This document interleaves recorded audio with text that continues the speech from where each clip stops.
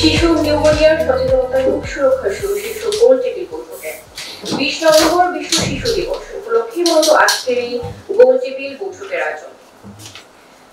বিশ্ব স্বাস্থ্য সংস্থার তথ্য অনুযায়ী প্রতি বছর 25 লাখের বেশি মানুষ নিউমোনিয়া আক্রান্ত হয়ে মারা যায়, যার অর্ধেকের বেশি 5 বছরের কম বয়সী শিশু।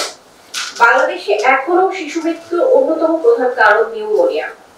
গবেষণায় দেখা গেছে দেশে প্রতি বছর প্রায় 24,000 শিশু নিউমোনিয়া আক্রান্ত হয়ে মারা যায়, যা গড়ে প্রতিদিন প্রায় 66 জন শিশু, which is very dangerous। UNICEF বলছে যথাযথ ব্যবস্থা না নিলে আগামী 1 দশকে প্রায় 1,40,000 শিশু নিউমোনিয়া আক্রান্ত হয়ে মারা যেতে পারে। আজকে এই গোল টেবিল আলোচনায় আমরা বিশেষজ্ঞদের সঙ্গে আলোচনা করব নিউমোনিয়ার কারণ, প্রতিরোধের করণীয়, চিকিৎসায় ভুল কমানোর উপায়, অভিভাবকদের মধ্যে সচেতনতা বৃদ্ধি বাড়ানোর এই আজকের আয়োজন। আলোচনার জন্য আমাদের মাঝে উপস্থিত আছেন বেশ কিছু আমন্ত্রিত সম্মানিত অতিথিবৃন্দ। আমি আজকের আলোচকদের নামগুলো একবার বলে দিতে চাই, অবশ্যই জ্যেষ্ঠতার প্রমাণ নয়। আমাদের মাঝে উপস্থিত আছেন দৈনিক কালবেলার সম্পাদক সন্তোষ শর্মা। আমাদের মাঝে উপস্থিত আছেন এসএম এন্টারপ্রাইজ লিমিটেডের ব্যবস্থাপনা পরিচালক সাইফ নাসির স্যার। আমাদের মাঝে উপস্থিত আছেন ডাক্তার লুৎফুন্নেছা অধ্যাপক এবং বিভাগীয় প্রধান, শিশু বিভাগ, ঢাকা মেডিকেল কলেজ হাসপাতাল। আমাদের মাঝে উপস্থিত আছেন স্যার সলিমুল্লাহ মেডিকেল কলেজ ও মিডফোর হাসপাতালের শিশু বিভাগের বিভাগীয় প্রধান অধ্যাপক ডাক্তার মুস্তাফিজুর রহমান। আমাদের মাঝে আরও উপস্থিত আছেন বাংলাদেশ মেডিকেল বিশ্ববিদ্যালয়ের শিশু বিভাগের সহকারী অধ্যাপক ডাক্তার মোহাম্মদ আতিয়া রহমান স্যার। আমাদের মাঝে আরও উপস্থিত আছেন বাংলাদেশ মেডিকেল বিশ্ববিদ্যালয় প্রসূতি ও স্ত্রীরোগ বিভাগের প্রাক্তন চেয়ারম্যান ডাক্তার বেগম নাসরিন কিরণ ম্যাম। আমাদের মাঝে আরও উপস্থিত আছেন বাংলাদেশ মেডিকেল বিশ্ববিদ্যালয় ফিটো ম্যাটার্নাল মেডিসিন বিভাগের অধ্যাপক ও কোষাধ্যক্ষ ডাক্তার নাহরিন আক্তার ম্যাম। আমাদের মাঝে আরও উপস্থিত আছেন মুগদা মেডিকেল কলেজ ও হাসপাতালের শিশু বিভাগের অধ্যাপক ডাক্তার কামরুল হাসান স্যার। আমাদের মাঝে আরও উপস্থিত আছেন ঢাকা মাতুয়াইলে অবস্থিত স্বনামধন্য শিশু মাতৃস্বাস্থ্য ইনস্টিটিউটের শিশু বিভাগের সহকারী অধ্যাপক ডাক্তার তানিয়া ইসলাম ম্যাম। আমাদের মাঝে উপস্থিত আছেন দৈনিক কালবেলার স্বাস্থ্য বিষয়ক সম্পাদক ও বাংলাদেশ হেলথ রিপোর্টার্স ফোরামের সভাপতি রাশেদ রাব্বি। আমাদের মাঝে আরও উপস্থিত আছেন ঢাকা মাতুয়াইলের সুনামধন্য ICMH মিডওয়াইফার ইনস্টিটিউটের নার্সিং প্রিন্সিপাল মাকসুদা ইয়াসমিন। আমাদের মাঝে আরও উপস্থিত আছেন civil school Bangladesh child day care সেন্টারের পরিচালক ফারহানা রশিদ। সবাইকে আবারও ধন্যবাদ। কালবেলার পক্ষ থেকে এ পর্যায়ে স্বাগত বক্তব্য রাখার জন্য অনুরোধ জানাচ্ছি দৈনিক কালবেলার সম্পাদক জনাব সন্তোষ শর্মাকে। আসলে ওনারা সবাই চিকিৎসক, তো আমি বিশেষ করে ওনাদের কথাই বলবো যে অনেক মূল্যবান সময় নষ্ট করে এখানে আসছে। কালবেলার পক্ষ থেকে আমি আবারও কৃতজ্ঞতা এবং ধন্যবাদ জানাচ্ছি। আমি জানি আপনারা কতটা ব্যস্ত থাকেন এই অফিস টাইমে। আরও ম্যাডাম তো ইউনিভার্সিটি ট্রেজারার, তো আরও অনেক বড় দায়িত্ব। আমাদের কালবেলার পত্রিকার জন্ম বেশি দিন হয়নি, আমরা মাত্র 3 বছর বয়স। আপনাদের দোয়ায় আমরা বাংলাদেশে অনলাইনে পত্রিকার অনলাইনে number 1, around 2,000 million viewers in every month। অন্যান্য পত্রিকার ভিউ আমাদের অর্ধেকের নিচে আছে এখনো পর্যন্ত, সব যত পত্রিকা আছে। প্রিন্ট ভার্সনেও আমরা 3rd 4th পজিশন হোল্ড করি। আপনারা যে মূল্যবান বক্তব্য আমি ইতিমধ্যে 2জন ডাক্তারের শুনেছি, এগুলো আসলে আমাদের অনলাইনে যাবে সবই, এবং পত্রিকায়ও যাবে। সমাজ উপকৃত হবে এটা আমি বিশ্বাস করি। হয়তো এই জন্য আপনাদের কিছু সময় আমরা চেয়ে নিলাম, জাতির জন্য, সমাজের জন্য, সুন্দর ভবিষ্যতের জন্য। আজকের গোলটেবিল আয়োজনে এসএমসির পক্ষ থেকে স্বাগত বক্তব্য রাখার জন্য অনুরোধ জানাচ্ছে এসএমসি এন্টারপ্রাইজ লিমিটেডের ব্যবস্থাপনা পরিচালক জনাব সাইফ নাসির স্যারকে। গুটি গুটি পায়ে শীত আসছে, শীতের সাথে সাথে তার কিছু অনুষঙ্গ আসলে আসে, তার মধ্যে নিউমোনিয়া একটি, এবং এই নিউমোনিয়াতে শিশুদের জন্য একটা কি বলবো যে একটা মারাত্মক ব্যাধি। তো এটা আসলে prevention is better then cure. তো আজকের অনুষ্ঠান আসলে আমার কাছে যেটা মনে হচ্ছে যে এই প্রিভেনশনটা যেন আমরা কার্যকরীভাবে করতে পারি, সেই কারণেই আজকের এই অনুষ্ঠান। তো আমি শুরু করতে চাই আসলে যে আমাদের আমরা কেন ডাইপার নিয়ে কাজ করছি এবং আসলে এসএমসির পার্সপেক্টিভটা কী। এসএমসির যে কোর পার্সপেক্টিভ বা পারপাস অফ এক্সিস্টেন্স যেটা আমরা বলি, সেটা হচ্ছে যে আমরা আসলে জনমানুষের জীবনমানের উন্নয়ন নিয়ে কাজ করি। এই কাজটা আমরা গত 50 বছর ধরে করছি এবং এই উদ্দেশ্য আসলে আমরা যাই করি না কেন, everything has to fit into this. So এবং আমাদের দেশে শিশুদের স্বাস্থ্য, তার ওয়েলবিং, হেলথ এবং হাইজিন একটা ইম্পর্ট্যান্ট ফ্যাক্টর। এবং শিশুদের ক্ষেত্রে তাদের যে একটা মূল সমস্যা বা মূল কি বলবো, যে ইটস সমস্যা বলবো না, এটা আসলে যে it's part of the system, যে তাদের ব্লাডার এবং বাওয়েল কন্ট্রোলটা 2-3 বছর বয়স পর্যন্ত কিন্তু আসলে থাকে না। সো এই সময়টাতে তার হাইজিন মেনটেন করা, তার যে সুস্থভাবে বেড়ে ওঠাটাকে সহজ করার জন্যেই আসলে বেবি ডাইপারের প্রয়োজনীয়তা। তো বেবি ডাইপার একসময় এটা উচ্চবিত্ত পরিবারের একটা ব্যবহার্য আইটেম ছিল, কিন্তু আমাদের দেশের মানুষের জীবনমান উন্নয়নের সাথে সাথে ইনকাম, যেটা পারিবারিক ইনকামের উন্নতির সাথে সাথে এখন কিন্তু এটা একটা নিত্য প্রয়োজনীয় অপরিহার্য আইটেম হিসাবে পরিগণিত হচ্ছে। এবং এসএমসি থেকে আমরা আমাদের যে বেবি ডাইপার ব্র্যান্ড স্মাইল, সেইটা এই পরিবর্তনকে আরও এক্সপেডাইট করা বা আরও ত্বরান্বিত করার উদ্দেশ্যেই কিন্তু আমাদের এই পণ্যটি আমরা নিয়ে এসেছি। এর যে বেসিক যে রিকোয়ারমেন্ট, যে আপনার অধিক শোষণ ক্ষমতা, লিক প্রুফ রাখা, স্কিন ফ্রেন্ডলি কাঁচা ম্যাটেরিয়াল ব্যবহার করা, যেখানে আসলে শিশুর স্বাস্থ্যের নিরাপত্তা বিধান করা, এবং এটা নিউমোনিয়ার সাথে আসলে কিভাবে লিঙ্ক, যে একসময় বাচ্চারা কাঁথায় ঘুমাতো, তো শীতের রাতে ভেজা কাঁথা কিন্তু লম্বা সময় ধরে যদি আনঅ্যাটেন্ডেড থাকে, সেখান থেকে নানা রকম স্কিন ডিজিজ এবং তার সাথে সাথে নিউমোনিয়া জাতীয় ঠান্ডাজনিত রোগের সংক্রমণ হতে পারে। সো এইখানেই ডাইপারের যে কার্যকারিতা।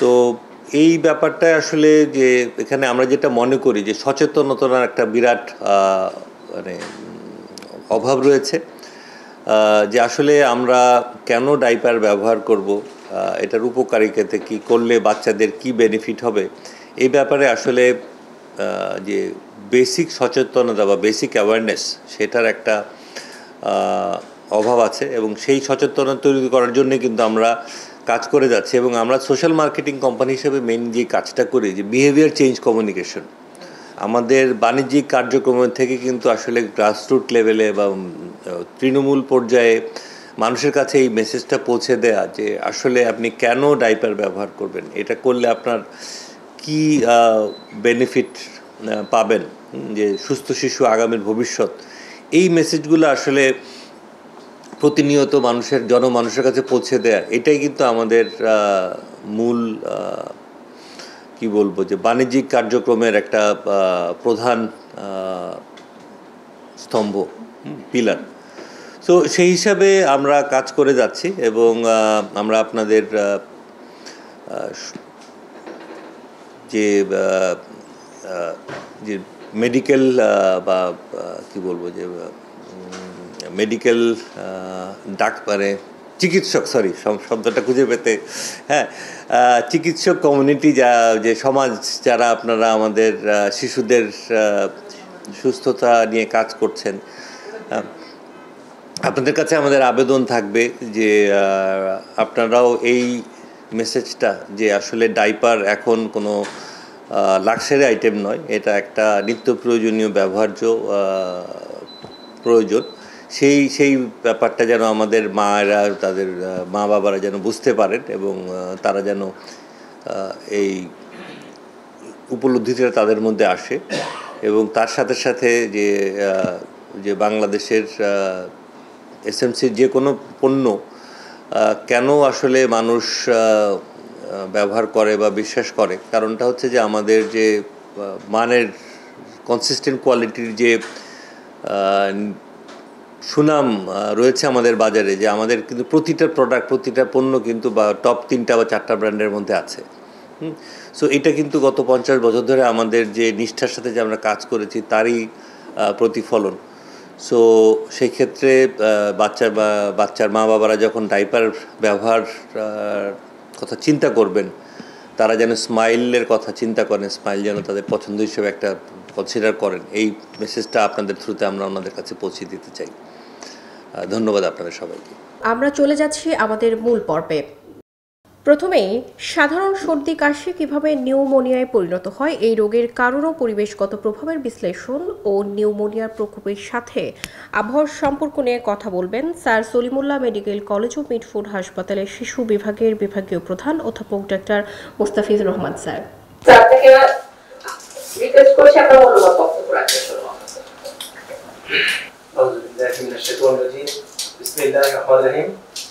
প্রথমেই আমি মহান আল্লাহ তাআলার শুকরিয়া আদায় করছি, যিনি আমাকে সুস্থভাবে সুস্থ থেকে এই জায়গায় আপনাদের সাথে এই প্রোগ্রাম করার সুযোগ করে দিয়েছেন, প্রোগ্রামে অংশগ্রহণ করার সুযোগ করে দিয়েছেন।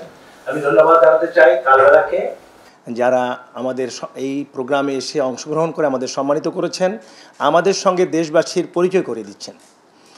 আমাকে যে প্রশ্ন করা হয়েছে যে নিউমোনিয়া, সর্দি কাশি থেকে কেমনভাবে নিউমোনিয়া হচ্ছে, আমি সবসময় স্টুডেন্টদের পড়ানোর সময় একটা জিনিস বলি যে অসংখ্য পেডিয়াট্রিক্সে অসংখ্য ডিজিজ, আপনি একটা করে ডিজিজ ধরলে শত শত ডিজিজ আসলে মনে রেখে এতগুলো প্রত্যেকটারই সাইন সিমটম এবং ম্যানেজমেন্ট মনে রাখার মানুষের জন্য কঠিন, ইনভেস্টিগেশন কীভাবে করবে এটি মনে রাখা কঠিন। এই জন্য আমি সহজভাবে যদি বলি, যে কোনো জিনিস যখন আমরা শিখতে চাই বা জানতে চাই, আমরা প্রথমেই জানতে চাই জিনিসটা কী। তাহলে আমরা আগে বুঝি নিউমোনিয়া কী, নিউমোনিয়া কাকে বলে, এই সম্পর্কে যদি আমরা দর্শকদের একটু বলি তাহলে সহজ হয়ে যাবে। নিউমোনিয়া হলো ফুসফুসের প্রদাহ, যদি আপনি সহজভাবে বলেন ফুসফুসের প্রদাহ। তো ফুসফুসের মধ্যে কী আছে, ফুসফুসের মধ্যে একটা আমাদের যেমন একটা শরীর আছে, আমাদের একটা অংশ আছে, তো ফুসফুসযুক্ত একটা শরীর আমি চিন্তা করি, তার মধ্যে প্যারেনকাইমা আছে, তার মধ্যে শ্বাস নালীগুলো আছে। যখন এই প্যারেনকাইমার প্রদাহ হয়, অ্যালভিওলাইগুলোর প্রদাহ হয়, তখন সেটাকে আমরা নিউমোনিয়া বলি। এখন এই নিউমোনিয়া কারণ কী কারণে হয়, এটা সবচেয়ে বড় কারণটা হলো ব্যাকটেরিয়া। তারপরে যদি আপনি চিন্তা করেন তাহলে ভাইরাস, খুবই রেয়ারলি যদি চিন্তা করেন তাহলে ফাঙ্গাস। তাহলে নিউমোনিয়া হওয়ার জন্য আপনার ব্যাকটেরিয়াল ইনফেকশন হতে হবে, অথবা ভাইরাল ইনফেকশন হতে হবে, অথবা ফাঙ্গাল হতে পারে। সাম কেমিক্যাল মে কজেস নিউমোনাইটিস, তাই এগুলো জিনিস হতে পারে। তো এখন আপনার প্রশ্ন ছিল কেমন করে সাধারণ সর্দি কাশি থেকে নিউমোনিয়া হয়ে যায়। সাধারণ সর্দি কাশি সাধারণত আমরা রেসপিরেটরি ট্র্যাক্ট বা আমাদের শ্বাসতন্ত্রকে মূলত দুই ভাগে ভাগ করি। তার মধ্যে একটা ভাগ হলো আমাদের যদি নাসারন্ধ্রের কথা চিন্তা করি, নাসিকা, তারপরে যদি অংশ গলবিলের কথা চিন্তা করি, তারপরে আমরা ল্যারিংসের কথা চিন্তা করি, এইটুকু মধ্যে এই জায়গাটুকুকে আমরা উপর মানে আপার রেসপিরেটরি ট্র্যাক্ট বলি। এরপরে ট্র্যাকিয়া, তারপরে হলো ব্রঙ্কাস, তারপরে হলো সিগমেন্টাল ব্রঙ্কিয়ালগুলো, তারপরে ব্রঙ্কাই, তারপরে এই পুরোটাই হলো লোয়ার মানে তো আপনার নিউমোনিয়া বলতে তো আমি বললামই যে প্যারেনকাইম অফ দ্য লাং হতে হবে। তাহলে সর্দি কাশি কিন্তু আপনার লাংয়ের অসুখ না, এটা ছিল আপনার নাসিকার মধ্যে। যদি আপনি প্রথম সর্দি কাশি হওয়ার মূল কারণটাই হলো ভাইরাল। এখন ভাইরাস থেকে আপনি সর্দি কাশি থেকে কেমনভাবে এটা টার্ন নিতে পারে, তার অনেকগুলো কারণ। একটা হলো আপনি যদি অবহেলা করেন, মনে করেন আপনার নাক বন্ধ হয়ে আছে, আপনি একটা সিম্পল ডিকনজেস্ট্যান্ট দিলে অথবা যদি নর্মাল স্যালাইন দিয়ে নাকটাকে ওয়াশ করে দিতেন, এই বাচ্চাটাকে ঠিকভাবে হালকা গরম পানি দিয়ে গোসল দেওয়াতেন, আপনি যদি এই বাচ্চাটাকে ব্রেস্ট ফিডিংটা ঠিকভাবে করাতেন, তাহলে হয়তো এই বাচ্চাটা টার্ন টু নিউমোনিয়া নিত না। এছাড়াও যদি আপনি চিন্তা করেন আরও কিছু কারণ, যেমন বাচ্চাটা যদি জন্মগতভাবেই বাচ্চাটা ইমিউনো সাপ্রেসড হয়, বাচ্চাটির রোগ প্রতিরোধ ক্ষমতা কম থাকে, কিছু জন্মগত কারণ আছে, যেমন আমরা যে সিলিয়া বলি, আমাদের যে নর্মাল প্রোটেকশান যেটাকে আমরা প্রোটেক্টর মেকানিজম বলি, সেগুলো যদি কম থাকে তাহলে এই বাচ্চার ক্ষেত্রে হতে পারে। তারপরে যদি আপনি চিন্তা করেন একটা বাচ্চা সব ঠিক আছে, ও যে পরিবেশটাই আছে এই পরিবেশটাই খারাপ, আপনি যে পুষ্টির কথা চিন্তা করেন, যদি আপনি পুষ্টি কম থাকে, তো এই বাচ্চাগুলোর ক্ষেত্রে সাধারণ সর্দি কাশি থেকেই it may turn to pneumonia. আমি একটা জিনিস শুধু বলিনি, আমাদের দেশে একটা IMCI integrated management of the childhood ইলনেসের একটা গাইডলাইন আছে, সেখানে আমরা নিউমোনিয়া বলতে একেবারে অন্য জিনিসকে বুঝাই। সেখানে আমাদের কাছে ঠান্ডা কাশি নিয়ে কেউ যদি কোনো বাচ্চা আসে, তখন সেই বাচ্চাগুলোকে আমরা 3টা ভাবে ক্লাসিফাই করি। This is not the diagnosis. আমরা বলি যে no pneumonia, cough and cold, তারপরের অংশটাকে বলি নিউমোনিয়া। সেই নিউমোনিয়াকে যদি আপনি চিন্তা করেন, তখন সেই নিউমোনিয়াতে কিন্তু কিছু প্যারামিটার থাকে, যেমন যদি দ্রুত শ্বাস থাকে তখন আমরা নিউমোনিয়া বলছি। তাহলে আমি আমার মনে হয় বোঝাতে পেরেছি যে আপনার ঠান্ডা সর্দি কাশি হলে আপনি যদি প্রাথমিক যত্ন বাচ্চাদের না নেন, অথবা বাচ্চাটা যদি রোগ প্রতিরোধের ক্ষেত্রে যদি দুর্বল হয়, অথবা বাচ্চাটা যদি পুষ্টিহীনতায় ভোগে বা এমন কোনো পরিবেশে আছে যেই পরিবেশটার রোগগুলোকে এনহ্যান্স করে, তাহলে এগুলো টার্ন নিতে পারে নিউমোনিয়ার ক্ষেত্রে। আমরা আমাদের মেডিকেল সায়েন্সে যে IMCI আছে, সেখানে আমরা ডেঞ্জার সাইন বলে কিছু জিনিস ব্যবহার করি। তো রেড ফ্ল্যাগ হলো সেই জিনিসটা যেটাকে আপনি কমনলি সবার মধ্যে ছড়িয়ে দিবেন, যেটা দেখলেই মানুষ বুঝবে this are the danger sign, মানে এই অবস্থা থেকে বাচ্চাটা খুব খারাপ দিকে যাচ্ছে, এটাকে ইন্ডিকেট করে সেই জায়গা থেকে যাতে ওই জায়গাটা দেখলেই আর কেউ কোনো রকমের দেরি না করে সামনের দিকে হয়। এটা শুধু নিউমোনিয়ার ক্ষেত্রে না, এটা অনেক জায়গাতে আছে, অনেকগুলো জায়গাতে আমরা রেড ফ্ল্যাগটা আমরা ব্যবহার করি। তো নিউমোনিয়ার ক্ষেত্রে আমরা যেটা দেখি রেড ফ্ল্যাগ কী দেখি, আমরা ডেঞ্জার সাইনগুলো যদি চিন্তা করি আমরা আমাদের IMCI গাইডলাইনে, সেগুলোর অনেকগুলোই কিন্তু রেড ফ্ল্যাগের মধ্যে আছে। তার মধ্যে একটা হলো অনেক বেশি শ্বাস, অনেক দ্রুত শ্বাস, বাচ্চা যদি খুব বেশি ডিস্ট্রেস হয়, বাচ্চা যদি লেথার্জিক হয়ে যায়, বাচ্চা যদি আনএবল টু ফিট, কোনো কিছু খেতে পারছে না এরকম হয়, বাচ্চা যদি নিউমোনিয়া জনিত কারণে দেখা যায় যে বাচ্চাটা হাইপোক্সিয়া হচ্ছে এবং মানে কনভালশন হচ্ছে, খিঁচুনি হচ্ছে, তো এই জিনিসগুলোকে আমরা রেড ফ্ল্যাগ বলি। মানে রেড ফ্ল্যাগের প্রথমে আমি গুরুত্বটা বোঝাতে পেরেছি। দিস আর দ্য সাইন, যেগুলো দেখে যে কেউ বুঝতে পারবে যে বেবিটা এখন খারাপের দিকে যাচ্ছে। এবং এই রেড ফ্ল্যাগগুলো দেখলেই আমরা কি করব এবং আমাদের করণীয় কী। আমার আগের সকল বক্তায় ম্যাক্সিমাম জিনিস বলে গেছেন, আমি কয়েকটা জায়গায় একটু রিপিট করতে চাই। আমি বলতে চাই আগে বুঝতে হবে, আমাদের একজন বলে গেছেন যে how to differentiate the pneumonia, bronchiolitis, এই জিনিসগুলোকে বলেছেন। ইউজ অফ অ্যান্টিবায়োটিক সম্পর্কে বলেছেন। তো এই জায়গায় আমি বলতে চাই যে মূল যে জিনিসটা সমস্যা রয়ে গেছে, যে নিউমোনিয়া কোনটা ব্রঙ্কিওলাইটিস, কোনটা ব্রঙ্কিয়াল অ্যাজমা, এই ডিফারেন্সিয়েশনটা আমরা যদি স্বাভাবিকভাবে সকল মানুষকে বোঝাতে পারি, তাহলে মানুষের জন্য সহজ হবে যে কোন বাচ্চাটার ক্ষেত্রে কতটা ইম্পর্টেন্স দিবে, কেমনভাবে মানুষ আমরা আগাবো। আমি সহজে প্রথমেই বলেছি নিউমোনিয়া ইউজুয়ালি ব্যাকটেরিয়া ঘটিত একটা অসুখ। One other hand bronchiolitis very common disease, এটা ব্যাকটেরিয়া না, এটা ভাইরাস ঘটিত একটা ডিজিজ। আপনি যদি বয়সের কথা চিন্তা করেন, তাহলে আমরা 2 বছরের কম বাচ্চাদের ক্ষেত্রে আমরা ব্রঙ্কিওলাইটিসের কথা চিন্তা করি, এবং অ্যারাউন্ড 6 মান্থ, মানে 2 মাস, 3 মাস, 4 মাস, 5 মাস, 6 মাস, এই বাচ্চাগুলোর ক্ষেত্রে কিন্তু ব্রঙ্কিওলাইটিসের প্রবণতা সবচেয়ে বেশি। ব্রঙ্কিওলাইটিস এমন একটা সেলফ লিমিটিং ডিজিজ। ব্রঙ্কিওলাইটিস হলো আপনি অনেক বেশি শ্বাসকষ্ট দেখছেন, আপনি সাথে সাথে অ্যান্টিবায়োটিক শুরু করে দিয়ে দিলেন। এই যে মিসইউজ অফ অ্যান্টিবায়োটিক হচ্ছে, এটা কিন্তু আমাদের জাতির জন্য, আমাদের আগামী ভবিষ্যতের জন্য খারাপ হচ্ছে। তাহলে আমরা ব্রঙ্কিওলাইটিস বোঝার জন্য মূল জিনিসটা হলো বয়সটা দেখব। একটা 3 বছরের বাচ্চা কাশি নিয়ে আসলে আমরা কিন্তু ব্রঙ্কিওলাইটিস চিন্তা করব না, এটা less than 2 years, around 6 month, এই জিনিসটা আমি মাথায় রাখবো। ব্রঙ্কিওলাইটিসের আর কয়েকটা প্যারামিটার আমরা দেখে নিই। তার মধ্যে একটা প্যারামিটার হলো it started with the coryza, মানে রানি নোজ দিয়ে শুরু হবে, নাক দিয়ে সর্দি আসতেছে, হালকা জ্বর, কাশি, followed by respiratory distress, severe cough. তাহলে কোনো বাচ্চার বয়স যদি দেখেন আপনি 6 মাসের কাছাকাছি, অ্যাডমিন 2 বছরের নিচে, এই বাচ্চাটা যদি আমাদের কাছে আসে বা আপনার কাছে আপনার বাসায় থাকে, আপনি যদি দেখেন প্রথমে একটু সর্দি লাগলো, তারপরে একটু হালকা জ্বর, তারপরে হালকা কাশি, দেন ইট ইজ সিভিয়ার হচ্ছে, you have to suspect it is bronchiolitis. So role of antibiotic is very limited in case of bronchiolitis. আপনার এখানে যদি আপনি ডিস্ট্রেসও দেখতেছেন, আপনি ডাক্তারের কাছে যাবেন। এর জন্য গুরুত্বপূর্ণ জিনিস হলো এটা। হোয়াট ইজ, মানে নিউমোনিয়ার সঙ্গে পার্থক্য করবেন কেমন করে? নিউমোনিয়াটা যে কোনো বয়সে হয়। এখানে যেমন আমি বললাম অ্যারাউন্ড 6 মান্থ খুবই কমন এজ।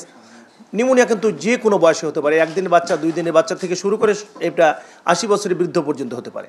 সেই ক্ষেত্রে তাহলে বয়সটা কোনো লিমিটেড নেই। এখানে একটা বড় প্যারামিটার হলো ব্রঙ্কিওলাইটিস, আমি বলেছিলাম যে লো গ্রেড ফিভার, অল্প অল্প জ্বর, বাট নিউমোনিয়ার ক্ষেত্রে জ্বরটা হবে তীব্র মাত্রা, বাচ্চা টক্সিক থাকবে। একটা আপনি ব্রঙ্কিওলাইটিসের বাচ্চাকে দেখবেন অনেক বেশি শ্বাসকষ্ট হচ্ছে, বাট বাচ্চাটা ভেরি স্মাইলিং, খুব সুন্দর হাসতেছে। শ্বাসকষ্ট হচ্ছে, কাশি হচ্ছে, ইনস্পাইট অফ দিস এই বাচ্চাটা কিন্তু হাসি খুশি আছে, বাচ্চা আরেকজনের কোলে যাচ্ছে, কোনো রকম নেতিয়ে পড়ছে না।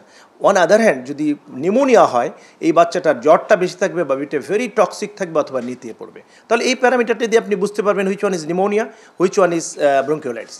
চলে আসি এখন ব্রঙ্কিয়াল অ্যাজমা, যেটা আমরা বড়দেরও হয় ছোটোদেরও হয়, চাইল্ডহুড অ্যাজমা বলি আমরা। ব্রঙ্কিয়াল অ্যাজমা যদিও আর্লি এজে হতে হয়, তারপরও আমরা এটাকে 2 বছর আগে ইউজুয়ালি ব্রঙ্কিয়াল অ্যাজমা হিসেবে ক্যাটাগরাইজ করি না। এটার একটা কমন ফিচার হলো এটা সাধারণত জ্বরের সাথে কোনো সম্পর্কিত না। এটা বাচ্চাদের কাশি হয় ফলোড বাই রেসপিরেটরি ডিস্ট্রেস হয়ে যায়।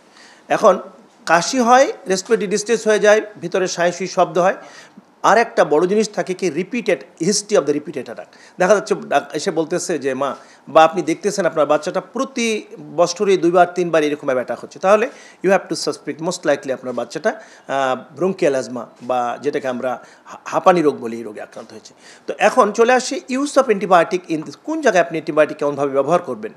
তো আপনি যদি ব্রঙ্কিওলাইটিস, আমি বলেই দিয়েছি there is no role of antibiotic in case of bronchiole, solely bronchial asthma ইয়া যদি হয় ব্রঙ্কিওলাইটিস হয়। বাট অনেক সময় bronchiolitis may be superadded with the bacterial pneumonia. দেখা গেল যে ব্রঙ্কিওলাইটিস হয়েছে, পরে সেকেন্ডারি ব্যাকটেরিয়াল ইনফেকশন হয়ে গেছে, সেই ক্ষেত্রে আপনি অ্যান্টিবায়োটিক দেবেন। বাট ইট হ্যাভ টু জাজ by a clinician, a good clinician, a paediatrician, a doctor. আপনি ডাক্তারের কাছে যাবেন, একজন শিশু বিশেষজ্ঞের কাছে যাবেন। এখন তো আমাদের দেশে আলহামদুলিল্লাহ সব জায়গাতেই প্রত্যেকটা উপজেলাতেই শিশু বিশেষজ্ঞের পোস্ট আছে। তো সেই ক্ষেত্রে আপনাকে ওই বিষয়টা যে ক্ল্যারিফাই করতে হবে। চলে আসি ব্রঙ্কিয়াল অ্যাজমা। ব্রঙ্কিয়াল অ্যাজমার ক্ষেত্রেও until and unless bronchial asthma যদি আপনার আলাদা কোনো ব্যাকটেরিয়াল ইনফেকশন না থাকে, তাহলে সেখানেও কিন্তু আপনার অ্যান্টিবায়োটিকের রোল নাই। সুতরাং only the role is the in case of the নিউমোনিয়ার ক্ষেত্রে শুধু আপনি অ্যান্টিমিয়ার এর রোল আছে, অ্যান্টিবায়োটিকের রোল আছে। তাহলে আপনি রেড ফ্ল্যাগ সাইন দেখছেন ঠিকই, দেখে বাচ্চাটাকে আপনার উদ্দেশ্য রেড ফ্ল্যাগের করার এটা, আপনি আপনার বাচ্চাটাকে দ্রুত একজন ফিজিশিয়ানের কাছে নিয়ে যাবেন, যে আপনার বাচ্চাটাকে ক্যাটাগরাইজ করবে যে এই বাচ্চাটা কোন অবস্থায় আছে, what is the real diagnosis. এটা কি ব্রঙ্কিওলাইটিস, এটা কি ব্রঙ্কোনিউমোনিয়া, না এটা অ্যাজমা। দেন ট্রিটমেন্ট প্রোটোকল ঠিক করবে। দেখা গেলো ব্রঙ্কিওলাইটিসের একটা বাচ্চা যেই মাত্রায় শ্বাস প্রশ্বাসের কষ্ট হচ্ছে, রেসপিরেটরি ডিস্ট্রেস হচ্ছে, যে পরিমাণে কাশি হচ্ছে, এই বাচ্চাটা কিন্তু হসপিটাল অ্যাডমিশন প্রয়োজনই হচ্ছে না। ওয়ান আদার হ্যান্ড একটা নিউমোনিয়ার বাচ্চা ওই মাত্রার হয়তো কাশি হচ্ছে না, ওই মাত্রার হয়তো বা শ্বাসকষ্ট হচ্ছে না, বাট হি নিডস অ্যাডমিশন। সুতরাং আমি বোঝাতে পেরেছি রেড ফ্ল্যাগের গুরুত্ব কতটুকু, আপনি গুরুত্ব দিয়ে নিয়ে যাবেন। এখন আমি চলে আসছি একটা আমার শ্রদ্ধেয় বড় বোন এবং আমাদের ঢাকা মেডিকেল কলেজের বিভাগীয় প্রধান, উনি বলেছেন যে ইউজ অফ অ্যান্টিবায়োটিক। আমি এই জায়গায় একটু কাজ করছি বলে কথা বলতে চাই। আমি বাংলাদেশ ড্রাগ এবং কসমেটিক রেগুলেটরি বোর্ডের একজন সদস্য হিসেবে এই জায়গায় কাজ করতে পারে আমার অনেকগুলো জিনিস বুঝতে পেরেছি আমি। এবং আমি আরেকটা জায়গায় কাজ করছি, সেটা হলো আমাদের রোগী সুরক্ষা এবং চিকিৎসক সুরক্ষা একটা আইন হতে যাচ্ছে, খসড়া আইন হয়ে গেছিলো, সেই জায়গায় কাজ করছি। আমি বলতে চাই যে আমাদের দেশের আমি এই কাজগুলো করতে গিয়ে পুরো এশিয়ান সাবকন্টিনেন্ট, তারপরে আমাদের আশপাশের দেশগুলো, উন্নত বিশ্বের স্বাস্থ্য ব্যবস্থা সম্পর্কে মানে পড়ালেখা করতে হয়েছে অনেক কিছু জানার জন্য। তো আমি একটা জিনিস দেখলাম যে আমাদের দেশে একটা আইন হতে যাচ্ছিল বা হওয়ার একটা প্রস্তাবনা আছে, সেটা হলো রোগী সুরক্ষা আইন। রোগী সুরক্ষা আইনে যেমন ইউকেতে বা আপনার ইউএসএতে আছে, ওখানে রোগী যদি ডাক্তারের ভুল চিকিৎসায়, যদি ডাক্তারের কোনো অবহেলায় কোনো রোগীর যদি কোনো ক্ষতি সাধিত হয়, ডক্টর উইল বি রেসপন্সিবল। এবং আমার মনে হয় মানবিক কারণে আমরা সবাই এটা এগ্রি করি যে ইয়েস, যদি কেউ কোনো ডাক্তারের অবহেলায়, ডাক্তারের যদি নেগলিজেন্সিতে, ডাক্তারের কোনো গ্রস ভুলে কোনো রোগীর ক্ষতি হয়, তার ক্ষতিপূরণ দিতে ডাক্তার বাধ্য। এটা হওয়া উচিত, এই আইনটা হওয়া উচিত। এই আইনের বিপক্ষে আমরা নয়, কিন্তু এই আইনের সেদিন যখন কথা বলতে যে আমি কিন্তু এই আইনের বিপক্ষে বলি নাই, কিন্তু আমি বলেছিলাম যে কন্টেস্টটা কথা চিন্তা করেছিলাম যে আপনি কোন জায়গায় আইনটা প্রয়োগ করতে যাবেন। আপনি এই দেশে আইন করলেন যে আপনি ডাক্তার যদি ভুল অ্যান্টিবায়োটিক দেন, it is a punishable crime, doctor will be punished.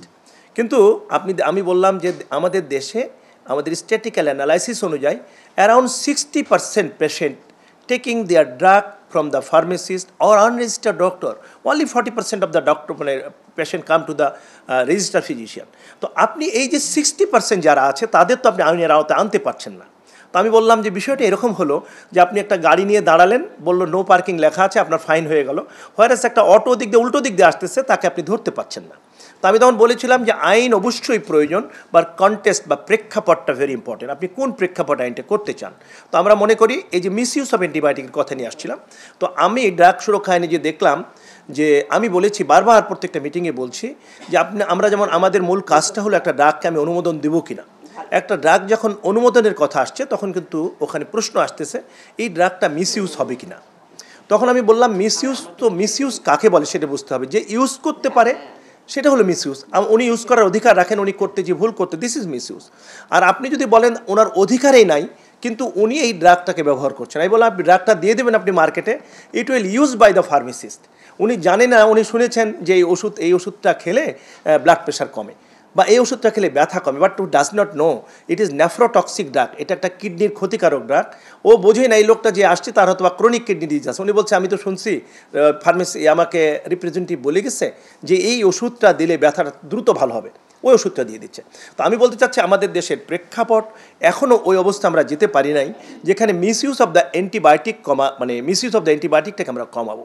আমরা এই আলোচনা করছি, এই আলোচনাতে দেশবাসীর কাছে আমরা পৌঁছে দিতে চাই যে আপনি যদি মিসইউজ অফ দ্য অ্যান্টিবায়োটিক আপনার বাচ্চার ক্ষেত্রে, আপনার জাতির ক্ষেত্রে কমাতে চান, তাহলে আপনার মূল কাজ যেটা হবে আপনি সরকারি বেসরকারি যে কোনো পর্যায়ে আপনার বাচ্চা যদি অসুস্থ হয় আপনি একজন রেজিস্টার্ড ডাক্তারের কাছে যান। অ্যাটলিস্ট উনি বুঝবেন either the antibiotic is needed for year child or not, that is very important. তাহলে আপনাকে এই জিনিসটাকে অ্যাওয়ারনেস ডেভেলপ করতে হবে। নাম্বার 2, আমি কালবেলাকে খুব ধন্যবাদ জানাই এরকম একটা সুন্দর প্রোগ্রাম করার জন্য, যের মধ্যে জাতির কাছে একটা মেসেজ দেওয়া দরকার। সেটা হলো আগামী নির্বাচনে জাতিকে ঠিক করে নিতে হবে যে কারা স্বাস্থ্য ব্যবস্থায় নেতৃত্ব দিলে এই যে আমরা যে পিটফলগুলো দেখতে পাচ্ছি, যে মিসইউজ অফ দ্য অ্যান্টিবায়োটিক হবে না। মিসইউজ অফ দ্য অ্যান্টিবায়োটিক হওয়ার জন্য তো জাতিকে একটা সুন্দর স্বাস্থ্য ব্যবস্থা উপহার দিতে হবে। আপনি খালি আমি বলবো যে এই জিনিস করলে, এই ম্যাট্রিক্সগুলো ব্যবহার করলে আপনার মিসইউজ হবে না। আমি বললাম যে আপনি ব্রঙ্কিওলাইটিস হলে অ্যান্টিবায়োটিক দিতে পারবেন, এটা মিসইউজ। আপনি ব্রঙ্কিওলাইটিস যে ডিফারেন্সিয়েট করতে পারবে এরকম কারো কাছে আপনি যেতেই পারলেন না, আপনি জাতিকে ওই জায়গায় যাওয়ার ব্যবস্থা করতে পারলেন না, তাহলে তো আপনি এটাকে এক্সিকিউট করতে পারবেন না। তো আপনারা সামনে যে বিষয়টা দেখবেন, আগামীতে যে বিষয়টা দেখবেন যে স্বাস্থ্য ব্যবস্থাকে, স্বাস্থ্য একটা খুব গুরুত্বপূর্ণ জিনিস। দেখেন আমি আজকে সুস্থ দেখে জায়গায় দাঁড়িয়ে কথা বলছি। আমাকে সেদিন একজন বলছিল, একটা পরীক্ষা নিতে গেছিলাম, তো আমাকে বললো যে স্যার আপনাদের চেতনা কীভাবে। তো আমি বললাম যে যারা ব্রিলিয়ান্ট চাপ দে উইল কাম, এটা ধর্ম জাতি গোত্র নির্বিশেষে। কারণ হলো within very short time I will be sick, I have to I seek health support from this chaps. আমি একজন মেডিকেল অফিসার নিয়োগ করলাম, সে দেখা গেল যে সে আসলে যোগ্য ছিল না। আমি অসুস্থ হয়ে তার কাছে যাব, তো জাতিকে সিদ্ধান্ত নিতে হবে যে এইরকম একটা ভালো স্বাস্থ্য ব্যবস্থা যারা গড়ে তুলতে চায় তাদের আপনারা সামনে নির্বাচিত করবেন এবং এই দেশে যেন একটা সুন্দর স্বাস্থ্য ব্যবস্থা আসে। সর্বোপরি আমি বলতে চাই যে কালবেলাকে এরকম প্রোগ্রামগুলো সিলেক্ট করে যেগুলোতে জাতির কাছে কিছু মেসেজ যায়, যেমন আজকে আমরা একটা মেসেজ মনে হয় দিতে পেরেছি যে আপনি ঠান্ডা কাশি হলেই র্যান্ডমলি অ্যান্টিবায়োটিক শুরু করে দিন, ইট ইজ নট জাস্টিফাইড। এই মেসেজটাও যদি জাতি নিয়ে যদি মনে করে না আমার বাচ্চার কাশি হয়েছে বা ঠান্ডা লেগেছে আমি অ্যান্টিবায়োটিক দিয়ে দিয়েছি আমি খাবো, এই কথাটা যেন আমরা যদি জাতির মনে একটু নক করাতে পারি, একটা বড় একটা সফলতা হবে।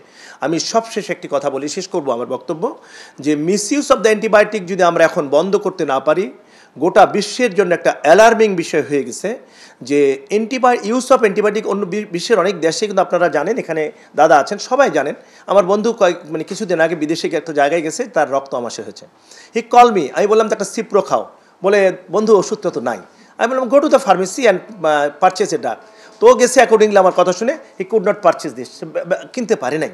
তারপরে যে ঘটনাটা হলো, সে বললো যে আমি ডাক্তারের কাছে গেছি, ডাক্তার আমাকে পরীক্ষা করিয়েছেন, আমি রিপোর্ট পেয়েছি, তোর মধ্যে সেলফ লিমিটিং ডিজিজ হিসাবে এই ওনার যে ডিসেন্ট্রি ছিল সেটা ভালো হয়ে গেছে, ওনার যে ব্লাড ডিসেন্ট্রি ছিল ভালো হয়ে গেছে। এবং উনি বললেন যে কয়টা টাকা পেয়েছিলাম সেই কয়টা টাকা অলরেডি ওই ডাক্তারের ওখানে পরীক্ষা নিরীক্ষা শেষ করে এসেছি।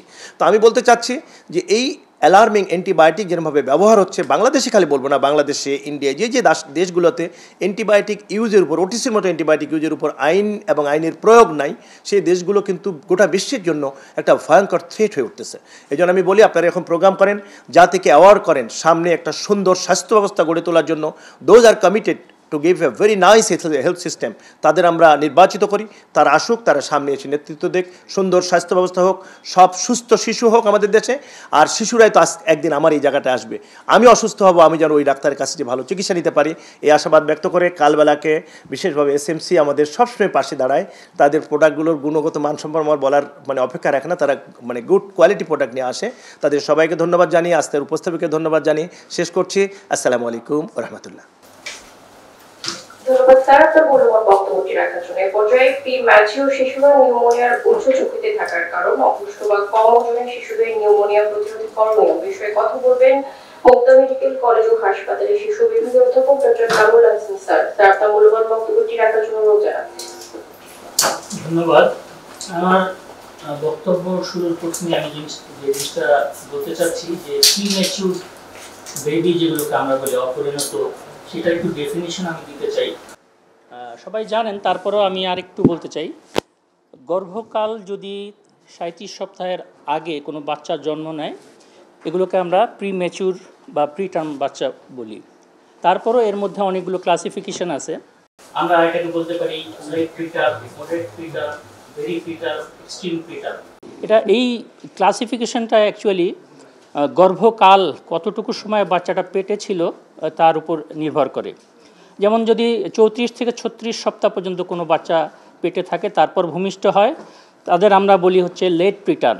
যদি 32 থেকে 35 সপ্তাহ হয় তাদের বলি মডারেট প্রিটার্ম। এরকম কতগুলো ক্লাসিফিকেশন আমরা করি। তারপরে যে জিনিসগুলো, যে এদের নিউমোনিয়ার যে ঝুঁকিগুলো, কেন নিউমোনিয়া হয়, প্রিটার্ম বাচ্চা যেগুলো হয় সেগুলো অপরিণত থাকার সাথে সাথে যেটা হয় তাদের ওজনও কম থাকে।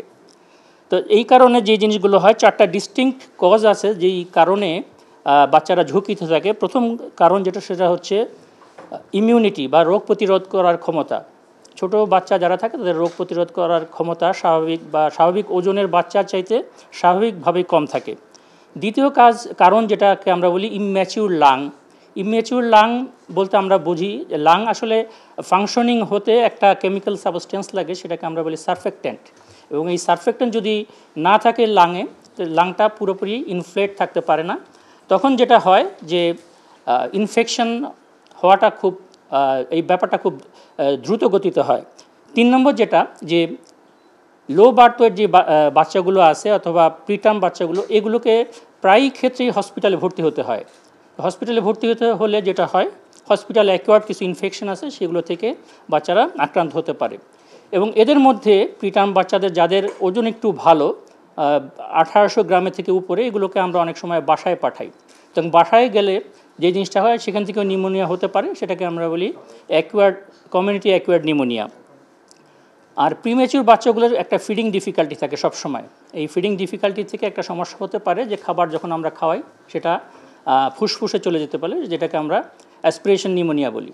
তো সুতরাং যে 4-5টা যেই ডিস্টিংক্ট কারণ আছে, যে কম রোগ প্রতিরোধ ক্ষমতা, লাং ইম্যাচিউরিটি, হসপিটাল আর কমিউনিটি অ্যাকোয়ার্ড নিউমোনিয়া এবং ফিডিং প্রবলেমের জন্য যে নিউমোনিয়া, এই ঝুঁকিগুলোর কারণে কম ওজনের এবং অপরিণত যে বাচ্চাগুলো, এদের আসলে নিউমোনিয়া হয়। তো আমি একটা জিনিস বলতে চাই, এর সাথে যোগ করতে চাই, সেটা হচ্ছে বাংলাদেশে এই যে কম ওজনের যেই বাচ্চাগুলো, এগুলো প্রতি বছরে প্রায় 16.2% লাইভ বার্থ, এটার একটা স্ট্যাটিস্টিক্স, যে এই পরিমাণ বাচ্চা আমাদের দেশে জন্ম নেয় প্রতি বছর। এর মধ্যে সেটা হচ্ছে যে লেট প্রিটার্ম যেটা, এটার পরিমাণই বেশি। যে কারণেই হোক, ওজন যদি এর সাথে কম থাকে, এই বাচ্চাগুলোকে তাদের ঝুঁকির পরিমাণ হাসপাতালেও বেশি, এবং আমি যদি বাসায় পাঠিয়ে দেই সেখানেও বেশি। এই জায়গাগুলো থেকে যদি আমরা বাঁচতে চাই, মানে বাচ্চাগুলোকে যদি আমরা নিউমোনিয়া ফ্রি রাখতে চাই, তাহলে আমাদের অনেকগুলো স্তরে কাজ করতে হবে। 6টা প্রায় স্তর আছে আমি বলতে পারি। প্রথম হচ্ছে অ্যান্টিনেটাল, দ্যাট ইজ গর্ভকালীন যেই চেক আপ যেটা আমরা বলি, সেটা একটা হতে পারে। 2 নম্বর হতে পারে ডিউরিং ডেলিভারি, জন্মদানের সময় কিছু কেয়ার নিতে হবে। তারপর জাস্ট ইমিডিয়েট আফটার ডেলিভারি, তখন কিছু কেয়ার নিতে হবে। যদি বাচ্চাটাকে হাসপাতালে রাখতে হয় বা এনআইসিউতে রাখতে হয়, সেখানে কিছু সাবধানতা অবলম্বন করতে হবে।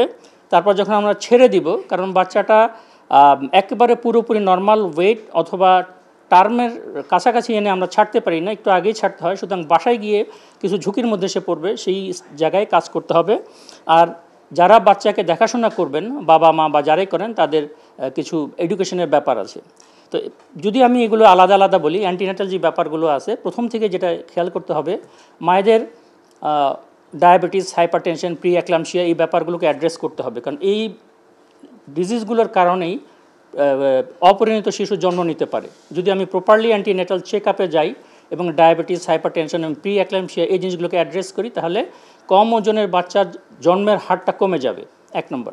2 নম্বর হচ্ছে যখন ডেলিভারি হবে, আমি বুঝতে পারছি যে এখন প্রিটার্ম একটা বাচ্চা ডেলিভারি নেবে, সেই ক্ষেত্রে আমার ডেলিভারি রুমের কতগুলো করতে হবে, যে 14 দিনের মধ্যে মায়ের যদি কোনো ইনফেকশন থাকে, যেমন ইউরিনারি ট্র্যাক্ট ইনফেকশন, তলপেটে ব্যথা, এরকম যদি হয়, ফাউল স্মেলিং, লাইকার থাকে, এগুলোকে প্রম্পট ট্রিটমেন্ট করতে হবে। কারণ এগুলো হচ্ছে আর্লি অনসেট নিউনেটাল সেপসিস বা নিউমোনিয়ার একটা রিস্ক ফ্যাক্টর হিসাবে কাজ করে। সুতরাং বাচ্চার জন্মের আগেই অনেকগুলো স্টেপ আমরা করতে পারি নিউমোনিয়া যাতে না হয়। আর ডিউরিং ডেলিভারি যেটা করতে পারি, প্রথম যেটা করতে হবে সেটা হচ্ছে মোটিভেশন এবং এনকারেজ করতে হবে ইনস্টিটিউশনাল ডেলিভারি, যেখানে কারণ আমাদের দেশে এখনও বিশাল একটা ডেলিভারি কিন্তু হোম ডেলিভারি হয়, বাসায় হয়। আমরা যদি তাদের মোটিভেট করতে পারি এবং এনশিওর করতে পারি যে এটা হসপিটালে ডেলিভারি হবে বা কোনো একটা হেলথ সেন্টারে হবে, সেই ক্ষেত্রে ঝুঁকিটা অনেক ক্ষেত্রে কমে যায়। আর হসপিটালে যখন আসবে তখন আমাকে যেটা খেয়াল রাখতে হবে যে অপ্রয়োজনীয় আমি ভ্যাজাইনাল এক্সামিনেশন করবো না, কারণ রিপিটেড ভ্যাজাইনাল এক্সামিনেশন যদি হয় সেক্ষেত্রে ইনফেকশন হওয়ার চান্স থাকে, তো সেটা আমরা করব না। আর আরেকটা জিনিস খেয়াল রাখতে হবে যে বাচ্চাগুলোর মায়ের আগেই পানি ভেঙে যায়, যেটাকে আমরা প্রম বলি, 18 ঘন্টার আগেই যদি পানি ভেঙে যায় সেই বাচ্চাগুলোর নিউমোনিয়া হওয়ার একটা সুযোগ থাকে, ঝুঁকি থাকে। তো সেই বাচ্চাগুলোকে আইসোলেটেড করে আগে থেকেই আমরা অ্যান্টিবায়োটিক দিয়ে দেবো যাতে নিউমোনিয়াটা না হয়। আর ইমিডিয়েট ডেলিভারি, যেটা ডেলিভারির পরে ইমিডিয়েট যে কেয়ারটা, সেখানে যে জিনিসগুলো আসবে সেখানে হচ্ছে যে বাচ্চা হওয়ার সাথে সাথে বাচ্চাটাকে যাতে ওয়ার্ম রাখা হয়, কারণ অপরিণত বাচ্চা খুব দ্রুত তাপমাত্রা হারে, খুব দ্রুত তাদের শরীরের তাপমাত্রা কমে যায়, এবং যত তাপমাত্রা কমবে তত তার ঝুঁকি বাড়বে। সুতরাং হসপিটাল যদি সম্ভব হয় আমরা রেডিয়েন্ট ওয়ার্মার ইউজ করবো অথবা ক্যাঙ্গারু মাদার কেয়ার দিয়ে তার শরীরের তাপমাত্রা বজায় রাখার চেষ্টা করব। এরপরেও যদি বাচ্চাকে বেশি অপরিণত হয়, যেগুলো আমি বললাম যে মডারেট প্রিটার্ম বা ভেরি প্রিটার্ম, এই বাচ্চাগুলোকে এনআইসিইউতে রাখার প্রয়োজন হয়। তো হসপিটালের মধ্যেও অনেক সময় আমাদের সিপ্যাপ বা ভেন্টিলেশনের ব্যাপার থাকে, সেই ভেন্টিলেশনের যে সার্কিটগুলো থাকে আমরা একটা রোগী থেকে আরেকটা রোগীকে দেওয়ার সময় যদি প্রপারলি এটাকে স্টেরাইল করি, এটা খেয়াল রাখতে হবে আর কি, কারণ পাশাপাশি একটা বাচ্চা থেকে আরেকটা বাচ্চা যদি আমরা ইউজ করি, ওই সার্কিটটা যদি ইনফেক্টেড থাকে তাহলে পরবর্তী বাচ্চাটাকেও ইনফেক্টেড হবে। সুতরাং এখান থেকে আমরা হসপিটালে অ্যাকিউয়ার্ড যে নিউমোনিয়াগুলো হয় এই প্রিম্যাচিউর বাচ্চাগুলো, সেটা আমরা প্রিভেন্ট করতে পারবো। আর যখন আমরা বাচ্চাকে ছেড়ে দিব, বাসায় দিব, তখন তাদের বলতে হবে যেহেতু বাচ্চাটা অপরিণত বয়সে হয়েছে তার শরীরের তাপমাত্রাটা যাতে ঠিক রাখা হয়। আমরা ক্যাঙ্গারু মাদার কেয়ারের নাম জানি যে স্কিন টু স্কিন কন্ট্যাক্টে মা বা বাবা যে কেউ পারেন রেখে দিলে তার শরীরের তাপমাত্রাটা বজায় থাকবে, বা অন্য সময় সারা শরীর ঢেকে রাখতে হবে ইনক্লুডিং মাথা, হাত এবং পা, এতেও কিন্তু অনেকটা ঝুঁকি কমে যায়। আর বাবা মাকে যে জিনিসটা করতে হবে, এডুকেট করতে হবে যে অবশ্যই ব্রেস্ট ফিডিং দিতে হবে, exclusive breast feeding for 6 months, কারণ এই ব্রেস্ট মিল্কের মধ্যে অনেক প্রোটেক্টিভ অ্যান্টিবডি থাকে, ল্যাক্টোফেরিন থাকে, যেগুলো হচ্ছে নিউমোনিয়া এবং সাথে সাথে অনেক রোগ যেগুলো নিউনেটাল পিরিয়ডে হতে পারে এর থেকে রক্ষা করবে আর কি। সুতরাং এই যে 6-7টা স্টেপ আমি বললাম, এগুলো যদি প্রপারলি আমরা মেনটেন করতে পারি তাহলে আমার মনে হয় যে প্রিম্যাচিউর বাচ্চাদের নিউমোনিয়ার ঝুঁকি থেকে আমরা বাঁচাতে পারবো। তো থ্যাংক ইউ সবাইকে। এ পর্যায়ে শিশুর ফুসফুসের বিকাশ, গর্ভকালীন পুষ্টিহীনতা ও মাইক্রোনিউট্রিয়েন্ট ঘাটতির প্রভাব নিয়ে আলোচনা করবেন বাংলাদেশ মেডিকেল বিশ্ববিদ্যালয় ফিটো ম্যাটার্নাল মেডিসিন বিভাগের চেয়ারম্যান অধ্যাপক ডক্টর নাহরিন আক্তার ম্যাম। সম্মানিত সুধীবৃন্দ, আসসালামু আলাইকুম। আজকে যদিও এটা শিশু দিবস, কিন্তু আমরা কেন, আমি ফিটো ম্যাটার্নাল মেডিসিন বিভাগ, দেখেন ফিটো মানে জিনিসগুলি কিন্তু শুরু হয় ফিটাস থেকেই, তার মানে গর্ভাবস্থা থেকেই। আর বলতে গেলে আসলে শুধু গর্ভাবস্থা বললে আসলে সঠিক হবে না, এটা গর্ভাবস্থার আগের থেকেই আমরা যেটাকে বলি প্রি কনসেপশন, মানে কনসেপশন, প্রেগনেন্সি নিবে, কনসিভ করবে, তার আগের থেকেই আসলে একটা মায়ের পরিচর্যা দরকার। তাহলে এই যে এখন বলা হচ্ছে পুষ্টিহীনতাটা আসলে কিন্তু শুধু গর্ভাবস্থায় আমরা কারেকশন করতে পারবো না, সমাধান করতে পারবো না। তাহলে আমরা যেই মেয়েরা গর্ভবতী হবে সামনে, তাদের প্রতি গর্ভাবস্থার আগেই আমাদেরকে নজর দিতে হবে। যেমন একটা মা যদি পুষ্টিহীনতায় ভুগে, তাহলে কিন্তু যেটা আমরা একটু আগেই বলছি যে আমাদের সচেতনতা, প্রতিরোধ, এই দুইটা জিনিসের উপরে কিন্তু আমরা বেশি মূল্য দিচ্ছি। তাহলে সচেতনতাটা কি, প্রতিরোধটা কি? যেই মাটা অপুষ্টি বা খুবই কম বয়স, তাহলে সেই জায়গাতে আমাদেরকে সচেতন করতে হবে যে আপনারা 18 বছর আগে গর্ভবতী হবেন না। কেন, আসলে 18-র আগে কোনো মেয়ে কিন্তু শারীরিক ও মানসিকভাবে তৈরি থাকে না। তো সুতরাং বয়সটা খুবই ইম্পর্টেন্ট। আমি এটা এই কালবেলা এই অনলাইন পত্রিকার মাধ্যমে আমি সবাইকে, আমাদের মাদেরকে, আমাদের মেয়েদেরকে সচেতন করতে চাচ্ছি যে মেয়েদের যদিও সোশ্যাল কারণে যদি বিয়ে হয়েও থাকে, তারপরেও একটা আসলে আমরা মানে সরকারি তরফ থেকে বিভিন্ন সংস্থা থেকে আমরা বলি যেন একটা মেয়ে 18 বছর আগে গর্ভবতী না হয়। আচ্ছা, যখন সে প্রিপেয়ার হলো, যখন সে মানসিকভাবে তৈরি হলো বা হয়তো পারিবারিকভাবে মনে করলো যে হ্যাঁ আমি এখন গর্ভবতী হব, আসলে এই প্ল্যান করার আগেই একটা কিন্তু চিকিৎসক বা যে কোনো লেভেলেরই একজন যদি স্বাস্থ্যকর্মী বা কারো একটা পরামর্শ নেয় তাহলে খুবই ভালো। যেমন কেউ যদি আসলে পুষ্টিহীনতা ভুগে, আমরা কি তাহলে গর্ভবতী অবস্থায় সেটা কারেকশন করতে পারবো? এটা কিন্তু সম্ভব না। তাহলে তার যেখানে পুষ্টিহীনতা আছে তাহলে গর্ভবতী হওয়ার আগেই আমাকে এটা কারেকশন করতে হবে। কেন এটা আমি মানে বলতেছি, পুষ্টি বলতে আমরা কিন্তু শুধু শর্করা, প্রোটিন বা ফ্যাট, চর্বি জাতীয় খাবার এই তিনটাকে বলি না। এই তিনটার সাথে কিন্তু আসলে আমাদের ভিটামিনস এবং মাইক্রোনিউট্রিয়েন্টস সব কিছু মিলেই কিন্তু একটা মানে পুষ্টি আমরা বুঝাই। তো আমরা দেখা যায় যে আমরা হয়তো কার্বোহাইড্রেট প্রধান খাবারটা খাই, কিন্তু আসলে আমার খাবারের সাথে প্রোটিন পরিমাণ মতো প্রোটিন থাকতে হবে। প্রোটিন বলতে যে আমরা শুধু মাছ মাংস বুঝাই তা না, কিন্তু প্রোটিনের মধ্যে আমাদের ডাল আছে, যে কোনো মানে বিভিন্ন রকম ডাল, গ্রেইনস জাতীয় যেসব খাবার আছে, আমাদের দুধ আছে, ডিম আছে, এই সবগুলি হচ্ছে আমাদের হলো প্রোটিন, এবং ডিমের সাথে যেমন চর্বি জাতীয় খাবার আছে। এবং আমরা যদি মাইক্রোনিউট্রিয়েন্টস অ্যান্ড ভিটামিনস বলি তাহলে এগুলি কিন্তু ফলমূল, তারপর শাক সবজি, এগুলির মধ্যে মাইক্রোনিউট্রিয়েন্টস আছে। এখন আপনারা বলতে পারেন আপনি কি বলবেন ফলমূল খেতে? হ্যাঁ, ডেফিনেটলি আমাদের দেশীয় অনেক ফল আছে, দেশীয় ফল, যেই ফলের মূল্য কম আছে সেই ফলগুলি সে খাবে। তাহলে আমাদের এই মারা যারা গর্ভবতী হবে তাদের কিন্তু এই পুষ্টিটা আমাদেরকে গর্ভবতী হওয়ার আগে এটাকে কারেকশন করে নিতে হবে, শুধরায় নিতে হবে। কেন? আমি যদি বলি যে হ্যাঁ গর্ভাবস্থার পুষ্টিহীনতা আমাকে সংশোধন করতে হবে, সেটা কিন্তু আমি যখন একটা মেয়ে বা মা যখন প্রেগনেন্ট হবে, কনসিভ করবে, তখন তার যে আমরা কখন ডিটেকশন করি একটা মা গর্ভবতী হলো, দেখা গেল যে 6 সপ্তাহ, 8 সপ্তাহ বা 3 মাস। কিন্তু এই যে কনসিভ কিন্তু তার 2 সপ্তাহ আগেই হয়ে যাচ্ছে, এবং ওই যখন ফার্টিলাইজেশন হচ্ছে, কনসেপশন হচ্ছে, তখনই কিন্তু তার জেনেটিক প্রোগ্রামিংটা হয়ে যাচ্ছে।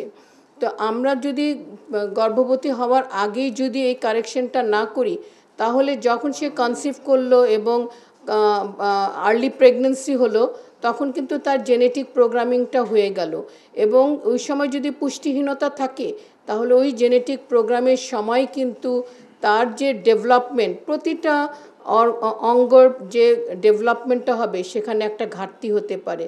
যেহেতু আজকে আমরা নিউমোনিয়া সম্বন্ধে কথা বলছি, তাহলে ওই সময়টায় যদি পুষ্টিহীনতা থাকে, কনসিভের সময় যদি পুষ্টিহীনতা থাকে, তখনই কিন্তু তার এই ফুসফুসের যে স্ট্রাকচারাল চেঞ্জ বলি, পরিবর্তন বলি, সেই প্রোগ্রামিং কিন্তু তখনই হয়ে যাচ্ছে। আলটিমেটলি কিন্তু তার এই যে ফুসফুসজনিত যে বিভিন্ন প্রদাহ বলি বা জন্মগত সমস্যা বলি, তখন থেকেই হয়ে যাচ্ছে। সেজন্য এই পুষ্টিহীনতাটা আসলে গর্ভাবস্থার আগে আমাদেরকে কারেকশন করতে হবে। যেমন বলি, আমাদের এখন মেয়েদের অনেক স্থূলতা বেড়ে গেছে, সেই স্থূলতাও কিন্তু আসলে ওজন তাকে কমায়, তারপরে তাকে গর্ভবতী হতে হবে। সুতরাং দুইটা দিকেই নজর দিতে হবে, একটা হচ্ছে পুষ্টিহীনতা আর একটা হচ্ছে স্থূলতা। দুইটাই আমাদেরকে কারেকশন করে তারপরে আমাদের গর্ভবতী হতে হবে। আর একটা, যেমন আমাদের শিশু বিশেষজ্ঞ বললেন যে আমাদের সময়ের আগে যে আমরা প্রসবগুলি হচ্ছে, যেটাকে আমরা বলি প্রি টার্ম, এবং বেশিরভাগ ক্ষেত্রেই দেখা যায় এটা আমাদের অতিরিক্ত রক্তচাপের জন্য হচ্ছে। সুতরাং একটা মা যখন গর্ভবতী অবস্থার আগেই প্রিকনসেপশনে আসলো, তখন এই মাটার ডায়াবেটিস আছে কি না, তার কি উচ্চ রক্তচাপ আছে কি না, সেই জিনিসগুলি কিন্তু স্ক্রিন হয়ে যাচ্ছে। আর একটা খুবই ইম্পর্টেন্ট এবং খুবই অল্প পয়সায় যেটা আমরা পাই, সেটা হচ্ছে ফলিক অ্যাসিড। আমরা বলি যে কোনো মা যখন প্ল্যান করবে তার অ্যাটলিস্ট 1 মাস আগে থেকে সে ফলিক অ্যাসিড খাবে, কারণ এই ফলিক অ্যাসিড এটা একটা মাইক্রোনিউট্রিয়েন্ট। এটাও কিন্তু আসলে অনেক কিছু, আমরা সবাই জানি যে ফলিক অ্যাসিড সবচেয়ে ইম্পর্টেন্ট জিনিস হচ্ছে জন্মগত ত্রুটি কমাচ্ছে এই ফলিক অ্যাসিড। সুতরাং আমরা যদি দৈনিক একটা ফলিক অ্যাসিড প্রিকনসেপশন পিরিয়ডে খাই তাহলে আমাদের মাদের বাচ্চা সংক্রান্ত অনেক ঝুঁকি কিন্তু তাদের হ্রাস পাবে। এখন আসা যাক মাইক্রোনিউট্রিয়েন্ট। এই মাইক্রোনিউট্রিয়েন্ট আমাদের কিভাবে কাজ করে। মাইক্রোনিউট্রিয়েন্ট বলতে গর্ভাবস্থায় যেগুলি বেশি আমাদের দরকার সেটা হচ্ছে ভিটামিন এ, ডি, ই এবং সেলিনিয়াম। তো ভিটামিন এ যেমন আমাদের পূর্ব বক্তা বলে গেছে যে আমাদের ফুসফুসের ডেভেলপমেন্টে এক্সট্রাসেলুলার ম্যাট্রিক্স বিভিন্ন জিনিস অ্যাসাইনি অ্যালভিউলার এগুলি ডেভেলপ হয়। তো এই ভিটামিন এটা এক রেটিনয়েড হিসাবে এই যে ফুসফুসের এক্সট্রাসেলুলার ম্যাট্রিক্স সেগুলি ডেভেলপমেন্টে সহায়তা করে। ভিটামিন ই এবং সেলিনিয়াম এগুলি কিন্তু আমাদের বাচ্চা মানে জন্ম অবস্থায় গর্ভ অবস্থায় কিন্তু বাচ্চার ফুসফুস সুরক্ষা করছে এবং এদের যাদের কম থাকে ভিটামিন ই সেলিনিয়াম কম থাকে এই বাচ্চাগুলি কিন্তু হওয়ার পরে বিভিন্ন এই যে বলা হচ্ছে সর্দি কাশি এবং নিউমোনিয়ায় ভুগে। এখন আসা যাক ভিটামিন ডি। ভিটামিন ডি আমাদের কিভাবে সহায়তা করে। ভিটামিন ডি হলো আমাদের যে বাচ্চার যে ফুসফুসের যে সারফেক্টেন্ট যেটা বাচ্চা হওয়ার পরে যে সারফেক্টেন্ট হেল্প করে ফুসফুসটাকে ফুলানো অ্যাসাইনি অ্যালভিউলারকে ফুলানোর ডেলিভারির পরে সেখানে ভিটামিন ডি সহায়তা করে। সুতরাং এই যে সারফেক্টেন্ট আমরা বলি সারফেক্টেন্ট অভাবে বাচ্চার শ্বাসকষ্ট হচ্ছে, এই ভিটামিন ডি কিন্তু গর্ভাবস্থায় সেই শিশুটির ফুসফুসের সারফেক্টেন্ট ডেভেলপমেন্টে সহায়তা করে। আর একটা কথা এখন সবসময় বলা হয় যে ওমেগা 3 কিন্তু আমাদের পূর্ব বক্তা বলে গেছেন যে এটা আমাদের ইনফ্লামেশনের কারণে আমাদের নিউমোনিয়া হয়। এই ওমেগা 3 যদি মাকে আমরা দেই, যেই শিশুটির জন্ম হবে সেই শিশুটির যেহেতু ওমেগা 3 অ্যান্টি ইনফ্লামেটরি হিসাবে কাজ করে সে কিন্তু জন্মের পরে এই যে ইনফ্লামেশন হচ্ছে সর্দি কাশি হচ্ছে বা ব্যাকটেরিয়াল ইনফেকশন হচ্ছে সেগুলি কম হবে। কিভাবে? তার রোগ প্রতিরোধ ক্ষমতা বাড়াবে। তো এখন সবশেষে যেটা বলতে চাচ্ছি যে আমরা বারবার করে বলতেছি যে প্রতিরোধ, তাহলে যে জিনিসটা বলা হলো যে সময়ের আগে আমরা যদি ডেলিভারি করি প্রিটার্ম বেবি ডেলিভারি করি এই প্রিটার্ম বেবিগুলি কিন্তু বাচ্চাগুলিরই কিন্তু পরবর্তীতে শ্বাসকষ্ট হচ্ছে তার নিউমোনিয়া হচ্ছে এবং হওয়ার পরপর যদি শ্বাসকষ্ট হয় তাকে আমরা এনআইসিইউতে দিচ্ছি এবং এনআইসিইউতেই কিন্তু সে অ্যাকোয়ার্ড ইনফেকশন নিচ্ছে। তাহলে আমরা আমাদের প্রতিরোধের জায়গাটা কোথায়? প্রতিরোধের জায়গাটা হচ্ছে যে একটা মা যেন সুস্থ অবস্থায় পুষ্টিহীনতায় যেন সে গর্ভবতী না হয়। দ্বিতীয়ত হচ্ছে যে আমাদের যে প্রিটার্ম বেবিগুলি আমরা ডেলিভারি করছি এখন যেহেতু আমরা আমাদের এনআইসিইউ ফ্যাসিলিটি বিভিন্ন স্ক্যানু বিভিন্ন রকম ফ্যাসিলিটি আছে এবং প্রয়োজনে মার জন্য হোক বা বাচ্চার জন্য হোক আমাদের অনেক সময় প্রিটার্ম বেবি ডেলিভারি করতে হচ্ছে। তাহলে এই প্রিটার্ম ডেলিভারি যদি আমরা কিছুটা হলেও প্রতিরোধ করতে পারি তাহলে সেই শিশুটি কিন্তু জন্মের পরে তার নিউমোনিয়া হবে না। তাহলে আমরা এই যে গর্ভবতী মাদেরকে আমরা এই কালবেলার বা এই তরফ থেকে আমরা বলতে চাচ্ছি যে এই মাগুলি যদি গর্ভাবস্থায় তারা নিয়মিত অ্যান্টিন্যাটাল চেকআপে থাকে, WHO যেমন রিকমেন্ড করে 4টি অ্যান্টিন্যাটাল চেকআপ, যারা লো রিস্ক গ্রুপ তারা যদি 4টা অ্যান্টিন্যাটাল চেকআপে থাকে এবং এই চেকআপের সময় যদি তার কোনো ত্রুটি পাওয়া যায়, তার যদি উচ্চ রক্তচাপ পাওয়া যায় তাহলে তার সঠিক চিকিৎসা, তাকে যদি দেখা যায় গর্ভাবস্থায় ডায়াবেটিস পাওয়া যায় তার চিকিৎসা, এগুলি প্রপার চিকিৎসা করে কিন্তু আমরা অনেক প্রিটার্ম শিশুর ডেলিভারি থেকে আমরা প্রতিরোধ করতে পারবো। সবশেষে যেটা আমি বলতে চাচ্ছি যে পুষ্টিহীনতার কথাটা যেহেতু আসছে, যে পুষ্টিহীনতা কিভাবে আমাদের বাচ্চার বা শিশুর নিউমোনিয়া করবে। দেখেন যখন একটা মা পুষ্টিহীনতা থাকে তার কিন্তু ফুল থেকে শুরু করে বাচ্চার কোনোটাই গঠন ঠিকমতো হয় না। যখন একটা ফুল ঠিকমতো গঠন হবে না, যেই ফুলের মাধ্যমে শিশুটা মার থেকে খাবার পাচ্ছে, অক্সিজেন পাচ্ছে, তখন কিন্তু কি হবে, পুষ্টিহীনতার কারণে তার ফুলটা ভালো ডেভেলপ হবে না। ফুলটা যখন ভালো তৈরি হবে না তখন কিন্তু সেই বাচ্চাটা প্রপার নিউট্রিশন বলেন, প্রপার অক্সিজেন পাবে না। যখন নিউট্রিশন পাবে না, অক্সিজেন পাবে না, এই অক্সিজেনের ডেফিসিয়েন্সিতেই কিন্তু বাচ্চার লাং ইনজুরি হবে, হাইপক্সিয়া থেকে বাচ্চার লাং ইনজুরি হবে। তো সুতরাং প্রত্যেকটা জিনিসের দিকে আমাদের মনোযোগ দিতে হবে। আমাদের যেন কোনো পুষ্টিহীনতা মা মেয়ে যেন গর্ভবতী না হয়, তার আগে যেন আমরা এটাকে কারেকশন করতে পারি। আমরা যেন গর্ভবতী হওয়ার আগে আমরা ফলিক অ্যাসিড দিতে পারি। তার যদি কোনো ডেফিসিয়েন্সি থাকে তাহলে আমরা সেই ডেফিসিয়েন্সিটা গর্ভবতী হওয়ার আগেই যেন আমরা এগুলি কারেকশন করে সেই মাকে সুরক্ষা করি। তাহলে এই দিকে আমাদের নজর দিতে হবে। তারপরেও যদি কোনো পুষ্টিহীনতা মা বা মেয়ে যদি গর্ভ হয়েই গেল, তাহলে আমরা প্রথম থেকে অ্যান্টিনাটাল চেক আপে তাকে তার খাদ্য তালিকাতে আমাদের কি কি থাকা উচিত, প্রোটিন বেশি থাকা উচিত, ডিম দুধ যেটুকুনি পারে প্রোটিন হিসাবে সে ডাল খেতে পারে। আমরা কেউ যদি নিজের সবজি লাগাই সেই সবজি খেতে পারে। হাঁস মুরগি পাললেও কিন্তু আমরা সেখান থেকে হাঁস মুরগির ডিম আমরা সেই মাকে বা মেয়েকে দিতে পারি।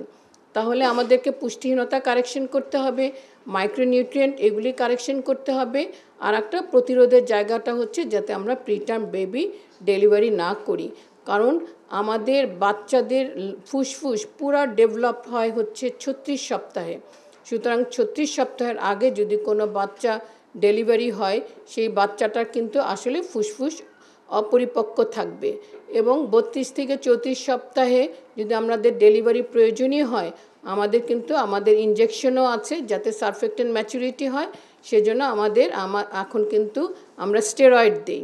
তো সুতরাং প্রতিটা স্টেপেই যেন আমরা একটা মা এবং যেই বাচ্চাটা যে শিশুটা ডেলিভারি হবে তার ডেলিভারির আগেই যেন আমরা সুরক্ষা করতে পারি, সেদিকে যেন আমরা মনোযোগ রাখি। আমি সবশেষে আমাদের কালবেলা সম্পাদক, আমাদের এসএমসি যে ব্যবস্থাপনা পরিচালক আছে এবং সামনে উপস্থিত সকলকে ধন্যবাদ জানিয়ে আমি বক্তব্য শেষ করছি। ধন্যবাদ। ধন্যবাদ ম্যাম আপনাকে মূল্যবান বক্তব্য রাখার জন্য। এবার নিরাপদ প্রসব ও নবজাতকের নিউমোনিয়া সংক্রমণ নিয়ন্ত্রণে করণীয় এবং নিউমোনিয়া প্রতিরোধে ব্রেস্ট ফিডিং এর প্রভাব বিষয়ে কথা বলবেন বাংলাদেশ মেডিকেল বিশ্ববিদ্যালয়ের প্রসূতি ও স্ত্রীরোগ বিভাগের প্রাক্তন চেয়ারম্যান অধ্যাপক ডাক্তার বেগম নাসরিন কিরণ ম্যাম। নিরাপদ প্রসবের আগে আমাদের যেটা করতে হবে যে প্রসব মানে অ্যান্টিনেটাল চেক আপের মাধ্যমে আমাদেরকে পেশেন্টকে সচেতন করতে হবে। অ্যান্টিনেটাল চেক আপ WHO মানে গাইডলাইন অনুসারে কম করে 8টা হলে আরও ভালো হয়, যাতে আমরা ওই সময় পেশেন্টদের বিভিন্ন ধরনের রিস্ক ফ্যাক্টরগুলো আমরা আইডেন্টিফাই করতে পারি। কোনো পেশেন্টের আগের ম্যাডাম স্যাররা যা বলেছেন যে ডায়াবেটিস, প্রেশার এগুলো থাকলে আইডেন্টিফাই করতে পারি। একই সাথে আমার ওই সময়টায় পেশেন্টের বার্থ প্ল্যানিং মানে সে কোথায় ডেলিভারি করবে, সে কি বাসায় ডেলিভারি করবে না হাসপাতালে করবে, হাসপাতালে করলে কোন হাসপাতালে করবে, তাকে সেই সম্পর্কে তখনই তাকে কাউন্সেলিং করতে হবে। কারণ সবার সমান সামর্থ্য থাকে না, সবাই মেডিকেল কলেজ পর্যন্ত যেতে পারবে না। কেউ উপজেলা হেলথ কমপ্লেক্সে যাবে, কেউ হয়তো যে ডিস্ট্রিক্ট হাসপাতালে যাবে। তো ওই সময় তাকে একটা প্ল্যানিং বলে দিতে হবে যে সে ডেলিভারিটা কোথায় করবে। তো সে যেখানেই ডেলিভারি করুক তাকে সেই প্ল্যানিংটা তার আগে থেকে থাকতে হবে, যাতে ডেলিভারি ব্যথা উঠলে সে সাথে সাথে সেইখানে চলে যেতে পারে।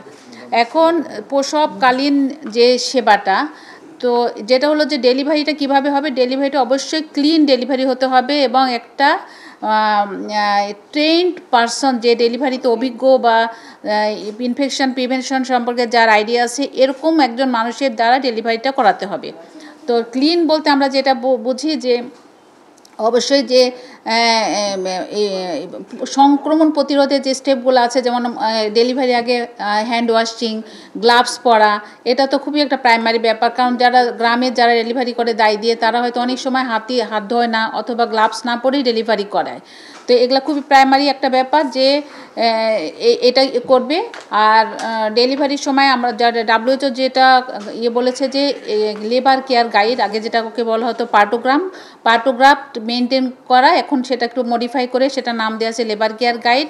লেবার কেয়ার গাইডটাকে ফলো করতে হবে, কারণ এটাতে আমরা বুঝতে পারবো যে বাচ্চার প্রলং হচ্ছে কি না, বাচ্চা কোনো ওই প্রেগনেন্সির সময় ডেলিভারির সময় বাচ্চা কোনো ভিটাল ডিস্ট্রেস ডেভেলপ করছে কি না, বা কোনো জটিলতা ডেলিভারি রিলেটেড কোনো জটিলতা তৈরি হচ্ছে কি না। আচ্ছা, ডেলিভারির সময় যদি কোনো জটিলতা তৈরি হয় তাহলে আমার যদি যে সেন্টারে বাচ্চাটা ডেলিভারির জন্য আছে সেখানে যদি সিজারিয়ান সেকশনের ব্যবস্থা না থাকে তাহলে তাকে প্রপার টাইমে পেশেন্টকে রেফার করতে হবে, যে একটা প্রপার জায়গা যেখানে সব ধরনের ফেসিলিটি আছে, সিজার করার বা ব্লাড ট্রান্সফিউশনের ফেসিলিটি আছে, সেরকম জায়গায় পেশেন্টকে রেফার করতে হবে। এখন এরপরে আরেকটা জিনিস হলো যে ইনজুরিটাকে প্রিভেন্ট করতে হবে। ইনজুরি মানে যে বারবার পিভি করা, ভ্যাজানাল এক্সামিনেশন করলে বা মা এবং বাচ্চা দুই ধরনেরই কিন্তু ইনজুরি হতে পারে, এবং যে ইনজুরি যে জায়গা থাকে সেখান দিয়ে ইনফেকশন ইন্ট্রোডিউস হতে পারে। এটা গেল ডেলিভারির ব্যাপার। তারপরে যে বাচ্চা হওয়ার পরে যে বাচ্চার কেয়ার, ইমিডিয়েট নিউবর্ন কেয়ার যেটাকে বলা হয়, যে বাচ্চাকে শুকনা করা, সাথে সাথে বাচ্চাকে ড্রাই করা, বাচ্চাকে একটা ড্রাই কাপড় দিয়ে ঢেকে ফেলা যাতে তার হাইপোথার্মিয়া ডেভেলপ না করে। তারপর কর্ড কেয়ার হলো যে বাচ্চার নাভিটাকে কাটতে হয়, সে কাটা যেটা দিয়ে ইনস্ট্রুমেন্টটা দিয়ে কাটবো, ব্লেড হোক বা যেটাই হোক, সেটা যেন স্টেরাইল হয় এবং নাভিতে ওই ক্লোরহেক্সিডিন 7.1% ক্লোরহেক্সিডিন লাগাতে হবে। এটার পরে যেটা হলো যে স্কিন টু স্কিন কন্ট্যাক্ট, বাচ্চাকে সাথে সাথে মায়ের স্কিনের সাথে দিতে হবে যাতে তার প্রপার টেম্পারেচারটা মেনটেন হয়।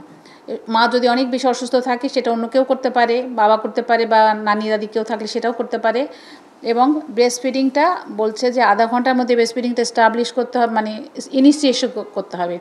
যদি আধা ঘন্টার মধ্যে ব্রেস্ট ফিডিং ইনিশিয়েট করা যায় তাহলে তার পরবর্তীতে ব্রেস্ট ফিডিংটা এস্টাবলিশ তাড়াতাড়ি হবে।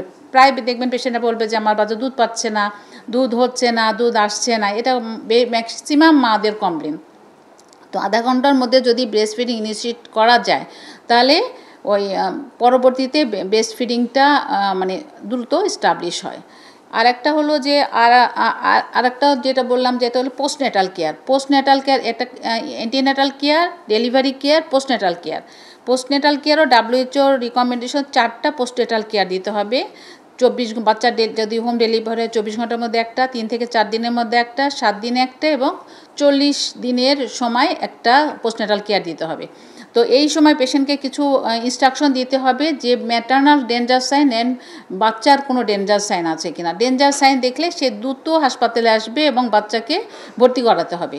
তো এই ডেঞ্জার সাইনগুলোর মধ্যে একটা হচ্ছে যে বাচ্চা যদি অনেক বেশি কান্নাকাটি করে, তারপর বাচ্চা ল্যাথার্জিক, নড়াচড়া কম করছে, বুকের দুধ টেনে খাচ্ছে না, বা তার শ্বাস প্রশ্বাস দ্রুত হচ্ছে, এগুলা কিন্তু একটা নিউমোনিয়ার একটা আর্লি লক্ষণ। আর নাভির চারিপাশে লাল হচ্ছে কি না, এই কতগুলা ডেঞ্জার সাইন আছে তাকে মাকে শিখিয়ে দিতে হবে যেগুলা। তো এরকম কোনো যদি ডেঞ্জার সাইন থাকে সে যেন দ্রুত হাসপাতালে এসে তার বাচ্চাকে দেখাতে পারে, তাহলে আর্লি ডিটেকশন হবে এবং ট্রিটমেন্ট করলে বাচ্চাটা ভালো হয়ে যাওয়ার সম্ভাবনা আছে। তো এরপরে আরেকটা আছে যে আর ব্রেস্ট ফিডিংটা কতদিন করবে সে। 1 নাম্বার হলো যে আধা ঘন্টার মধ্যে ইনিশিয়েট করবে, 6 মাস পর্যন্ত এক্সক্লুসিভ ব্রেস্ট ফিডিং, মানে শুধু ব্রেস্ট ফিডিংয়ে অন্য কোনো কিছুই খাবে না, পানিও খাওয়ানোর দরকার নেই। তো 6 মাস পর্যন্ত বাচ্চাকে পূর্ণ বুকের দুধ খাওয়াবে এবং বাচ্চার যখন 6 মাস হয়ে যাবে তারপর থেকে ব্রেস্ট ফিডিংয়ের সাথে সাথে এক্সট্রা ফিডিং দেওয়া যাবে এবং 2 বছর পর্যন্ত বাচ্চাকে বুকের দুধ, অন্য খাবারের সাথে সাথে 2 বছর পর্যন্ত সে বুকের দুধ খাওয়ানো কন্টিনিউ করবে। আর বুকের দুধ খাওয়ানোর অনেক উপকারিতা আছে। অনেকে বলে যে বাচ্চা প্রথমে অল্প পাচ্ছে, কিন্তু অল্প পেলেও বাচ্চার বুকের দুধের মধ্যে যে পুষ্টিগুণ আছে সেটা বাচ্চার জন্য যথেষ্ট, এবং অল্প হলেও সেটা তাকে বিভিন্ন ধরনের যেমন নিউট্রিশন বা যা তার দরকার, বাচ্চা ব্রেস্ট ফিডিংয়ে কার্বোহাইড্রেট, প্রোটিন, ফ্যাট, নিউট্রিয়েন্ট এবং অ্যান্টিবডি, বিশেষ করে IgA একটা অ্যান্টিবডি আছে, সেটা বাচ্চাকে তার রোগ প্রতিরোধ ক্ষমতা বৃদ্ধি করবে। এবং ব্রেস্ট ফিডিংয়ের সাথে অনেকে মনে করে যে ব্রেস্ট ফিডিংও দিচ্ছে আবার আর্টিফিশিয়াল ফিডিংও দিচ্ছে, সেটা আরও বেশি খারাপ। তো যেটাতে হয় যে বাইরের খাবার দিলে যেটা হলে মানে মানুষের কিন্তু পরিশ্রম অনেক বেশি হয়, টাকা পয়সা বেশি লাগে এবং বটল যে আর্টিফিশিয়াল ফিডিংয়ে হয় কি নিউমোনিয়া হয় বেশি এবং ডায়রিয়া হয় বেশি। ঠিক আছে, তো এই ব্রেস্ট ফিডিংয়ের ব্যাপারটাও কিন্তু আমরা যখন পেশেন্ট অ্যান্টিনেটাল চেক আপে থাকবে তখন তাকে কাউন্সেলিং করতে হবে, তাকে এনকারেজ করতে হবে এবং তাকে মোটিভেট করতে হবে। যে আমি বাচ্চা হওয়ার পরে বললাম তুই ব্রেস্ট ফিডিং করাবে, সে কিন্তু সে সহজে মোটিভেটেড হবে না। সে প্রথম থেকেই তাকে মোটিভেট করতে হবে। এবং অনেক সময় ব্রেস্টে প্রবলেম থাকে, যে ব্রেস্টে ফ্ল্যাট নিপিল থাকে, ক্র্যাক নিপিল থাকে, সেখানে ব্রেস্ট ফিডিং করানো ডিফিকাল্ট হয়। সেজন্য অ্যান্টিনেটাল চেক আপের সময় ব্রেস্টের কিছু কেয়ার আছে, সেই কেয়ারগুলো সম্পর্কেও পেশেন্টকে সচেতন করতে হবে।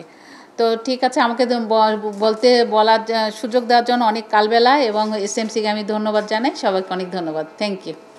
এবার কথা বলবেন শিশুদের শ্বাসতন্ত্রের সংক্রমণজনিত রোগ, যেমন সাধারণ সর্দি, ফ্লু, ব্রঙ্কাইটিস ও নিউমোনিয়া ইত্যাদির পার্থক্য বোঝার উপায়, রোগ শনাক্তকরণে অভিভাবকদের সচেতনতার প্রভাব।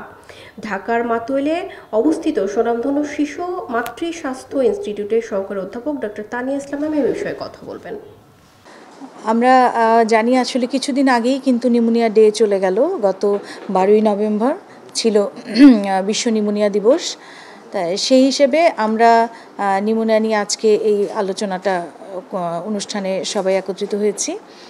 প্রথমেই আমি বলতে চাই যে নিউমোনিয়া কিন্তু আসলে আমাদের জন্য একটি আতঙ্কের নাম, বিশেষ করে আমাদের অভিভাবকদের জন্য। নিউমোনিয়া শুনলেই কিন্তু আমাদের অভিভাবকরা একদম আতঙ্কিত হয়ে যায়। অবশ্য আতঙ্কিত হওয়ারই কথা, কারণ দেখা যাচ্ছে যে বছরে প্রায় 24,000 শিশু নিউমোনিয়া আক্রান্ত হয়ে মৃত্যুবরণ করে, এবং ইউনিসেফের তথ্য অনুযায়ী দেখা যাচ্ছে যে প্রতি ঘন্টায় 2 থেকে 3টি শিশু নিউমোনিয়া আক্রান্ত হয়ে মৃত্যুবরণ করছে। সেই থেকে আসলে আমরা একটু আতঙ্কিত হওয়ারই কথা। তাহলে এই আতঙ্কিত হলে আসলে আমাদেরকে শুধু আতঙ্কিত হলে তো চলবে না, আমাদেরকে এই ব্যাপারে সচেতন হতে হবে। এবং সচেতন হওয়ার জন্য আসলে আমাদেরকে জানতে হবে যে নিউমোনিয়াটা কখন আমি চিন্তা করব যে আমার বাচ্চা নিউমোনিয়া হয়েছে, বা কখন আমি তাকে ডাক্তারের কাছে নিয়ে যাব।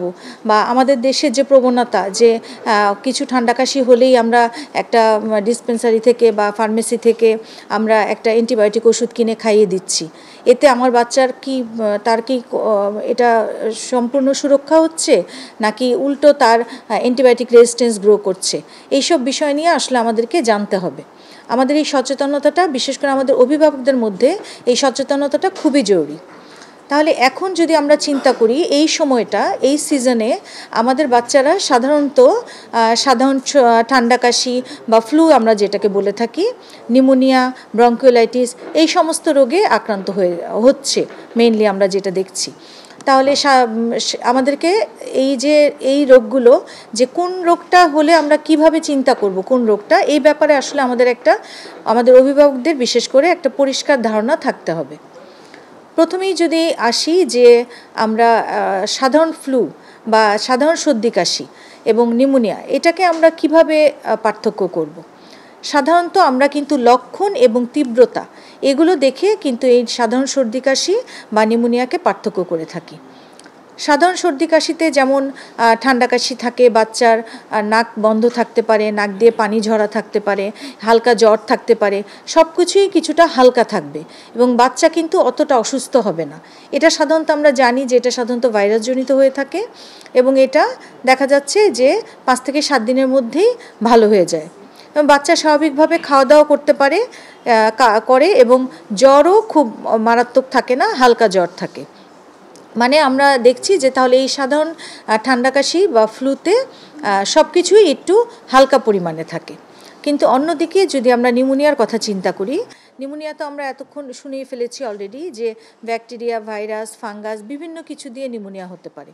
নিউমোনিয়াতে কিন্তু দেখা যাচ্ছে যে বাচ্চার প্রথমেই তীব্র জ্বর থাকে, তারপর মারাত্মক কাশি থাকে, শ্বাসকষ্ট থাকতে পারে, এবং অনেক সময় দেখা যায় আমরা দেখি যে অক্সিজেন স্যাচুরেশন বা অক্সিজেনের লেভেলটা কমে যায়। তাহলে বাচ্চা নেতিয়ে পড়ে, বাচ্চা ঠিকমতো খাওয়া দাওয়া করতে পারে না, এবং বাচ্চা দেখা যায় মোট কথা বলতে গেলে বাচ্চা বেশ অসুস্থ হয়ে পড়ে। তাহলে এটা দেখেই কিন্তু আমরা বুঝতে পারি যে আমার বাচ্চাটা বেশি অসুস্থ হয়ে গেছে, আমার বাচ্চার কিন্তু নিউমোনিয়া হওয়ার সম্ভাবনা রয়েছে। তাহলে সেই ক্ষেত্রে আমাদের কিন্তু দ্রুত ডাক্তারের শরণাপন্ন হতে হবে। আমি যদি একজন শিশু বিশেষজ্ঞ নাও দেখাতে পারি, তাও একজন ডাক্তার দেখিয়ে কিন্তু আমাকে এটা কনফার্ম করতে হবে যে আমার বাচ্চার আসলেই নিউমোনিয়া হয়েছে কি না। এই নিউমোনিয়া এবং সাধারণ সর্দি কাশির মধ্যে আমাদের আরেকটা ডিজিজ যেটা আমরা অনেক সময় অভিভাবকরা সেটা বুঝতে পারেন না, সেটা হচ্ছে ব্রঙ্কিওলাইটিস। ব্রঙ্কিওলাইটিসটাকে কিন্তু আমরা অনেক সময় ইগনোর করি বা চিন্তা করি না যে বাচ্চার ব্রঙ্কিওলাইটিসও হতে পারে, এবং আমাদের বাবা মারাও কিন্তু এটার বিষয়ে অতটা সচেতন নয়। কিন্তু আমরা কিন্তু দেখছি বিভিন্ন গবেষণায় দেখা গেছে হসপিটালে যেসব রোগী শ্বাসকষ্ট নিয়ে শ্বাসকষ্টের রোগ নিয়ে ভর্তি হয় তার মোটামুটি 20% মতো ব্রঙ্কিওলাইটিসের রোগী থাকে। তাহলে আমাদের কিন্তু ব্রঙ্কিওলাইটিসটাও মাথায় রাখতে হবে। তাহলে ব্রঙ্কিওলাইটিসটা আমরা কীভাবে বুঝবো নিউমোনিয়া থেকে? ব্রঙ্কিওলাইটিসটা সাধারণত এটাও একটা ভাইরাসজনিত রোগ, এতেও দেখা যায় কাশি থাকে, বাচ্চার শ্বাসকষ্ট থাকে, কিন্তু এখানে দেখা যায় যে জ্বরের তীব্রতাটা কিছুটা কম থাকে এবং বাচ্চা বেশ হাসি খুশি থাকে। বাচ্চা নিউমোনিয়াতে আমরা যেরকম দেখি যে বাচ্চা একদম দুর্বল হয়ে যায়, বাচ্চা খেতে পারে না, বাচ্চা বেশি অসুস্থ হয়ে যায়, কিন্তু ব্রঙ্কিওলাইটিসে আমরা বলি যে বাচ্চা বেশ হাসি খুশি থাকে, কিন্তু সাথে তার হালকা জ্বর এবং দেখা যাচ্ছে নাক দিয়ে প্রথমে পানি পড়ছে, তারপর হালকা জ্বর এবং কাশি এবং সেই সাথে শ্বাসকষ্ট। এক্ষেত্রেও কিন্তু আমার অক্সিজেন স্যাচুরেশন অনেক সময় কমে যেতে পারে। তাহলে আমরা এখানে কিন্তু যেটা গুরুত্বপূর্ণ, এটা যেহেতু ভাইরাসজনিত, সাধারণত এই ব্রঙ্কিওলাইটিসে কিন্তু কোনো অ্যান্টিবায়োটিকের প্রয়োজন হয় না। তাহলে আমরা বাবা মারা যদি বাবা মাদেরকে আমরা সচেতন করতে পারি যে আমরা কিভাবে চিন্তা করব যে এটা কি বাচ্চার সাধারণ সর্দি কাশি নাকি হচ্ছে ব্রঙ্কিওলাইটিস অথবা নিউমোনিয়া। অনেক সময় কিন্তু আসলে বাবা মার জন্য বোঝা একটু কষ্টকর হয়ে যায়। সেই জন্য আমরা যদি এরকম বাচ্চার যে কোনো সিমটম দেখলে যদি আমরা সাধারণ সর্দি কাশির মতন মনে না হয়, যে বাচ্চা যদি দেখা যাচ্ছে যে হালকা ঠান্ডা, নাক দিয়ে পানি পড়ছে, হালকা কাশি, হালকা জ্বর, এরকম যদি না হয়ে দেখা যাচ্ছে যে বাচ্চার জ্বরটা একটু বেশি, কাশিটা বেশি, সেই ক্ষেত্রে আমরা কিন্তু অবশ্যই একজন শিশু চিকিৎসকের শরণাপন্ন হব। এবং এখানে সবচেয়ে গুরুত্বপূর্ণ বিষয় যেটি, যে আমরা অযথা, যেটা আমাদের দেশে অ্যান্টিবায়োটিক, এখন সারা বিশ্বেই অ্যান্টিবায়োটিক রেজিস্ট্যান্স নিয়ে যে কথা উঠছে, যে আমরা যে অযথা অ্যান্টিবায়োটিক খাওয়ানোর যে প্রবণতা আমাদের দেশে, যে আমরা একটা ফার্মেসি থেকে একটা ওষুধ কিনে খাইয়ে ফেলি, সেটা না করে আমাদের একজন শিশু বিশেষজ্ঞর পরামর্শ নিতে হবে এবং সেই অনুযায়ী সে যে অনুযায়ী চিকিৎসা পদ্ধতি আমাকে দিবে, সেই অনুযায়ী যদি আমরা চিকিৎসা পদ্ধতি গ্রহণ করি, তাহলে কিন্তু এই যে নিউমোনিয়া থেকে যে মৃত্যুর হার, সেটা কিন্তু অনেক কমে আসবে। বেশিরভাগ সময় আমরা দেখি যে আমাদের কাছে যখন রুগী আসে তখন দেখা যায় অলরেডি একটা ফার্মেসি থেকে অ্যান্টিবায়োটিক খেয়ে এসেছে, এবং আমরা সাধারণত সবাই জানি যে আমরা বাচ্চাদের কিন্তু অ্যান্টিবায়োটিক ডোজ বা যে কোনো ওষুধ দিয়ে থাকি ওজন অনুযায়ী, এবং সেই ওজন অনুযায়ী যদি আমরা অ্যাপ্রোপ্রিয়েট ডোজটা না দিতে পারি, তাহলে কিন্তু ওষুধটা ভালো মতো কাজ করবে না এবং এক্ষেত্রে দেখা যায় বাচ্চা বেশি খারাপ হয়ে যায় এবং বাচ্চার কিন্তু মৃত্যু ঝুঁকি বেড়ে যায়। তাহলে আমাদের অভিভাবকদের কিন্তু সচেতন হতে হবে যে আমি বাচ্চাটাকে কখন হসপিটালে নিয়ে যাব বা কখন আমি একজন বিশেষজ্ঞ ডাক্তারের পরামর্শ নিব, আমার বাচ্চাটা যেন বেশি খারাপ না হয়ে যায়। এবং আমার যে নিউমোনিয়ার থেকে যে মৃত্যু ঝুঁকি হতে পারে, এটা যদি আমরা বিভিন্নভাবে মানুষকে জানানোর ব্যবস্থা করি, বিভিন্ন প্রচারের মাধ্যমে, সংবাদপত্র, টেলিভিশন, বিভিন্ন কিছুর মাধ্যমে, তাহলে কিন্তু মানুষ যে নিউমোনিয়া সম্পর্কে জানতে পারবে এবং ব্রঙ্কিওলাইটিস, যেটা অনেক সময় আমরা জানি না অভিভাবকরা, সেটা সম্পর্কেও জানতে পারবে। তাহলে আমার মনে হয় আগে থেকেই মানুষ সচেতন হতে পারবে এবং এই যে নিউমোনিয়ার প্রতিরোধ করতে পারবো আমরা, এবং এই আমাদের দেশে নিউমোনিয়ার যে মৃত্যু ঝুঁকি, সেটাও কিন্তু আমরা অনেকটা কমিয়ে নিয়ে আসতে পারবো। ধন্যবাদ। ধন্যবাদ ম্যাম আপনাকে।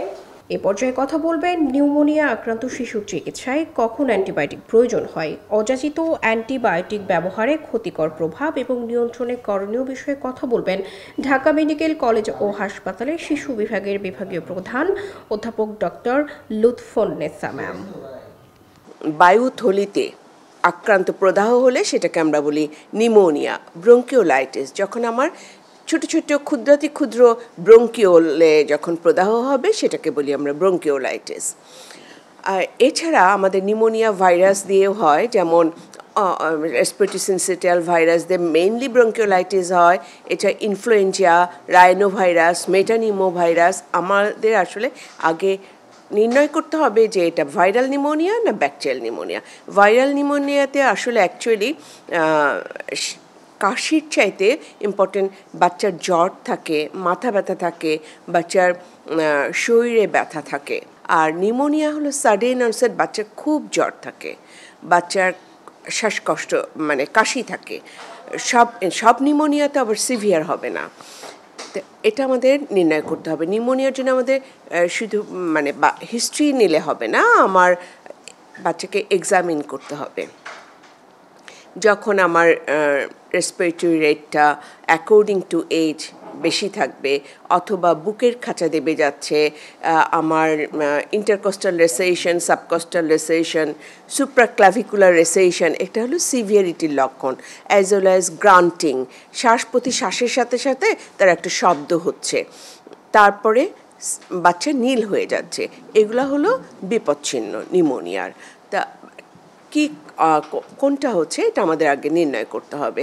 আমরা যদি ব্যাকটেরিয়াল নিউমোনিয়া মনে করি, আমরা রক্তের একটা পরীক্ষা করব অ্যান্টিবায়োটিক শুরু করার আগে। ব্লাডের সিএস করলে, সিম্পল একটা টেস্ট করলে আমরা ওখানে বুঝতে পারবো যে এটা ব্যাকটেরিয়াল কজ না ভাইরাল কজ। এক্সরে টেস্ট করলে সেখানেও আমরা বুঝতে পারবো ব্যাকটেরিয়াল কজ না ভাইরাল কজ। ভাইরাল কজে নিউমোনিয়ার লক্ষণগুলো আমরা এক্সরেতে একরকম দেখব এবং ব্যাকটেরিয়াল কজে আরেক রকম দেখব। এইটা দেখে এগুলো ইমিডিয়েটলি রিপোর্টটা পাওয়া যায়। তারপরে আমরা অ্যান্টিবায়োটিক শুরু করব অ্যাকর্ডিং টু সিভিয়ারিটি। আমরা অ্যাকচুয়ালি এখন যেটা হচ্ছে আমাদের গ্রামে গঞ্জে সব জায়গায় আমাদের রিজার্ভ ড্রাগগুলো ইউজ হচ্ছে। আমরা আসলে রিজার্ভ ড্রাগের আমাদের দরকার নেই, আমরা সিম্পল অ্যান্টিবায়োটিক দিয়ে শুরু করব। এটা বয়সের সাথে, আবার অ্যান্টিবায়োটিকটা আমরা বয়সের সাথে নির্ভর করে। আমরা আপ টু 2 মান্থ পর্যন্ত দুইটা মানে গ্রাম নেগেটিভ অর্গানিজমের কাভারেজ দিতে হয় গ্রাম পজিটিভ অর্গানিজমের সাথে সাথে। ওখানে আমরা অ্যাম্পিসিলিন বা অ্যামোক্সিসিলিন আর হলো অ্যামিকাসিন ব্যবহার করতে হয়। আর 2 মাসের পরে আমরা সিঙ্গেল অ্যান্টিবায়োটিক দিয়ে ট্রিট করব। আমাদের যে অ্যান্টিবায়োটিকগুলো আমরা যেটা চয়েস অফ অ্যান্টিবায়োটিক, অ্যামোক্সিসিলিনই আমাদের চয়েস অফ অ্যান্টিবায়োটিক। তারপরে আমরা নেক্সট অ্যান্টিবায়োটিকগুলো যেটা করতে পারি সেফুরক্সিম। এরপরে আমরা আস্তে আস্তে ধাপে ধাপে আমাদের মানে হায়ার ড্রাগ যাব, মানে আমাদের first generation, second generation, third generation. আর ভাইরাল নিউমোনিয়াতে তো আমার অ্যান্টিবায়োটিক হলো মিস ইউজ অফ অ্যান্টিবায়োটিক। আমাদের ব্রঙ্কিওলাইটিসে অ্যান্টিবায়োটিক দেওয়া মিস ইউজ অফ অ্যান্টিবায়োটিক। ব্রঙ্কিওলাইটিসে হয় শ্বাসকষ্ট, ওখানে আমার হলো দি ম্যানেজমেন্ট হলো oxygen supplementation and fluid fluid electrolyte and nutritional management. আর ইন কেস অফ নিউমোনিয়ার ক্ষেত্রেও আমার কিন্তু নিউট্রিশন মোস্ট ইম্পর্টেন্ট। নিউট্রিশনের সাথে সাথে অ্যান্টিবায়োটিক দিব। এটা আমার যখন আমি দেখব যে এটা ব্যাকটেরিয়াল নিউমোনিয়া, সেই সময় আমরা অ্যান্টিবায়োটিক ইউজ করব, আদারওয়াইজ অ্যান্টিবায়োটিক ইউজ করব না। এ পর্যায়ে কথা বলবেন অভিভাবকদের ভুল ধারণা সমূহ, নিউমোনিয়া চিকিৎসার সঠিক গাইডলাইন এবং চিকিৎসা প্রক্রিয়ায় অভিভাবকদের সম্পৃক্ততা নিয়ে বিস্তারিত জানাবেন বাংলাদেশ মেডিকেল বিশ্ববিদ্যালয়ের শিশু বিভাগের সহকারী অধ্যাপক doctor Mohammad Atiar Rahman sir. Sir, আপনাকে আপনার মূল্যবান বক্তব্য রাখার জন্য অনুরোধ করছি। এসএমসির সম্মানিত ম্যানেজিং ডিরেক্টর সাহেব নাসির ভাই সহ সম্মানিত আমার চিকিৎসক ভাই বোন এবং উপস্থিত সম্মানিত সাংবাদিক বন্ধুগণ, আসসালামু আলাইকুম ওয়া রাহমাতুল্লাহ। কালবেলা এমনি একটি সুন্দর গোলটেবিল বৈঠক আয়োজন করেছে এবং আমাকে দাওয়াতের জন্য আমি তাদের ধন্যবাদ জানাই। বিস্তারিতভাবে নিউমোনিয়া সম্পর্কে আলোচনা হয়েছে, নিউমোনিয়ার কারণ, নিউমোনিয়ার লক্ষণ, চিকিৎসা, প্রতিকার শব্দ বিষয়ে আলোচনা হয়েছে। আমাকে যে টপিকটা দেওয়া হয়েছে অভিভাবকের ভূমিকা, অভিভাবকের ভুল একটি ধারণা। অ্যাকচুয়ালি যখনই বাচ্চার সর্দি কাশি হয় তখনই মনে করা হয় যে নিউমোনিয়া। আসলে সর্দি কাশি হলেই যে নিউমোনিয়া তা নয়। ইতিমধ্যে আপনারা লক্ষ্য করেছেন নিউমোনিয়া আর সর্দি কাশি এক নয়। যেমন আমাদের ডাক্তারি বিদ্যায় যেটা বলা হয়েছে, এই নিউমোনিয়াকে বা রেসপিরেটরি ইনফেকশন, শ্বাসতন্ত্রের যে সংক্রামক, এটাকে 3টা ভাগে ভাগ করা হয়েছে। একটা হচ্ছে সিভিয়ার নিউমোনিয়া বা ভেরি সিভিয়ার ডিজিজ, আরেকটা হচ্ছে নিউমোনিয়া, আরেকটা হচ্ছে নো নিউমোনিয়া, মানে কফ এবং কোল্ড।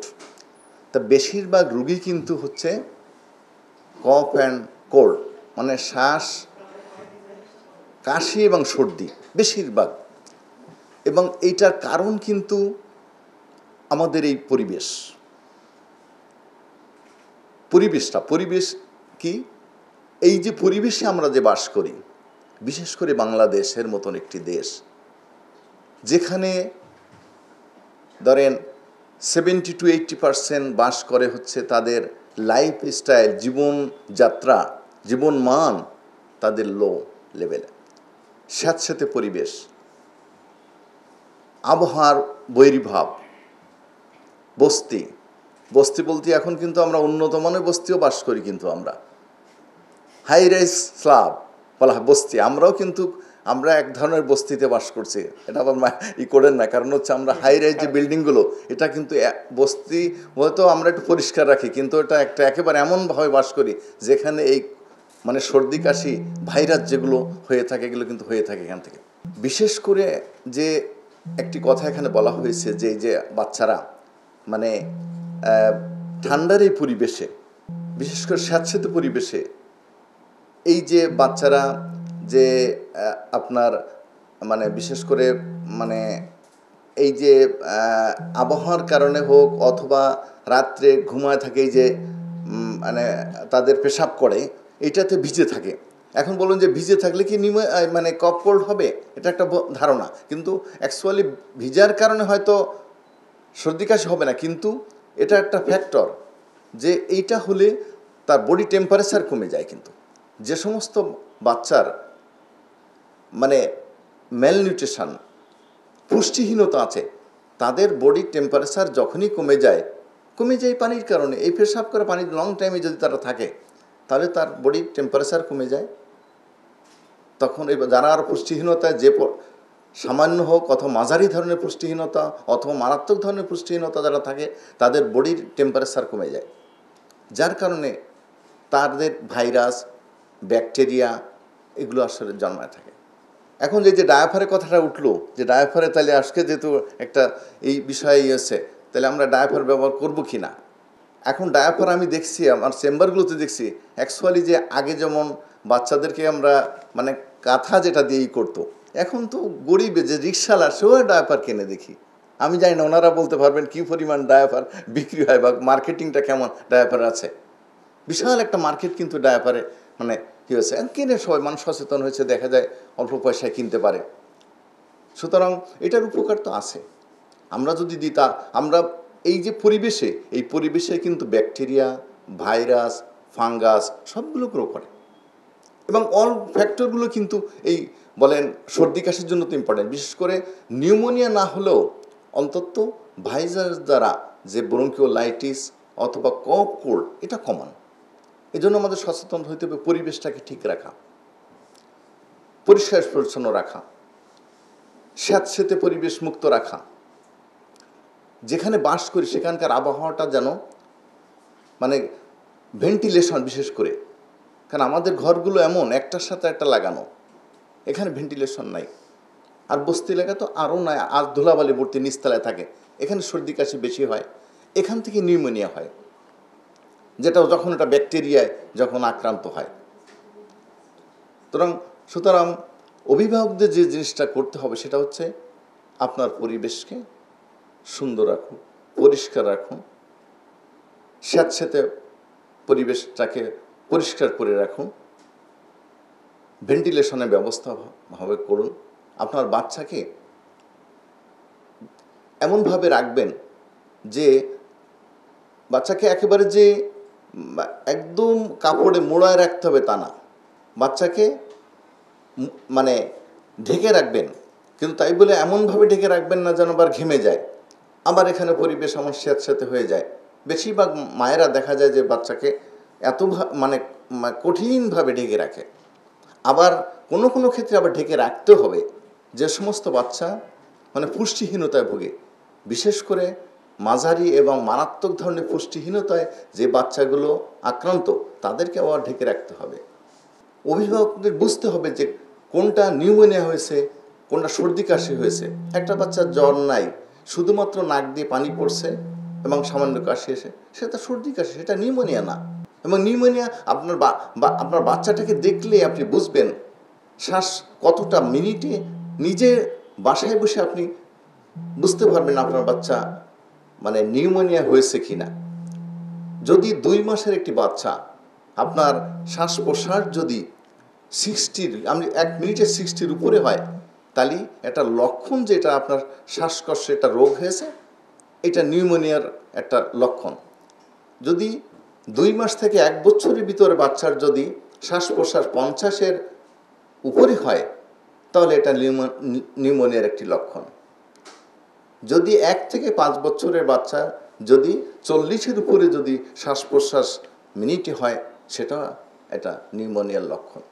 সুতরাং বাসায় বসে আপনি বুঝতে, এবং এই বাচ্চাগুলো যদি জ্বর থাকে, প্রথম 2-3 দিন জ্বর থাকলো, সামান্য জ্বর, সেটা আবার নিউমোনিয়ার লক্ষণ না। দেখবেন যে শ্বাস প্রশ্বাস যে রেটের কথা বললাম এই রেটের নিচে, এটা সিম্পল সর্দি কাশি, এর জন্য অ্যান্টিবায়োটিক লাগবে না।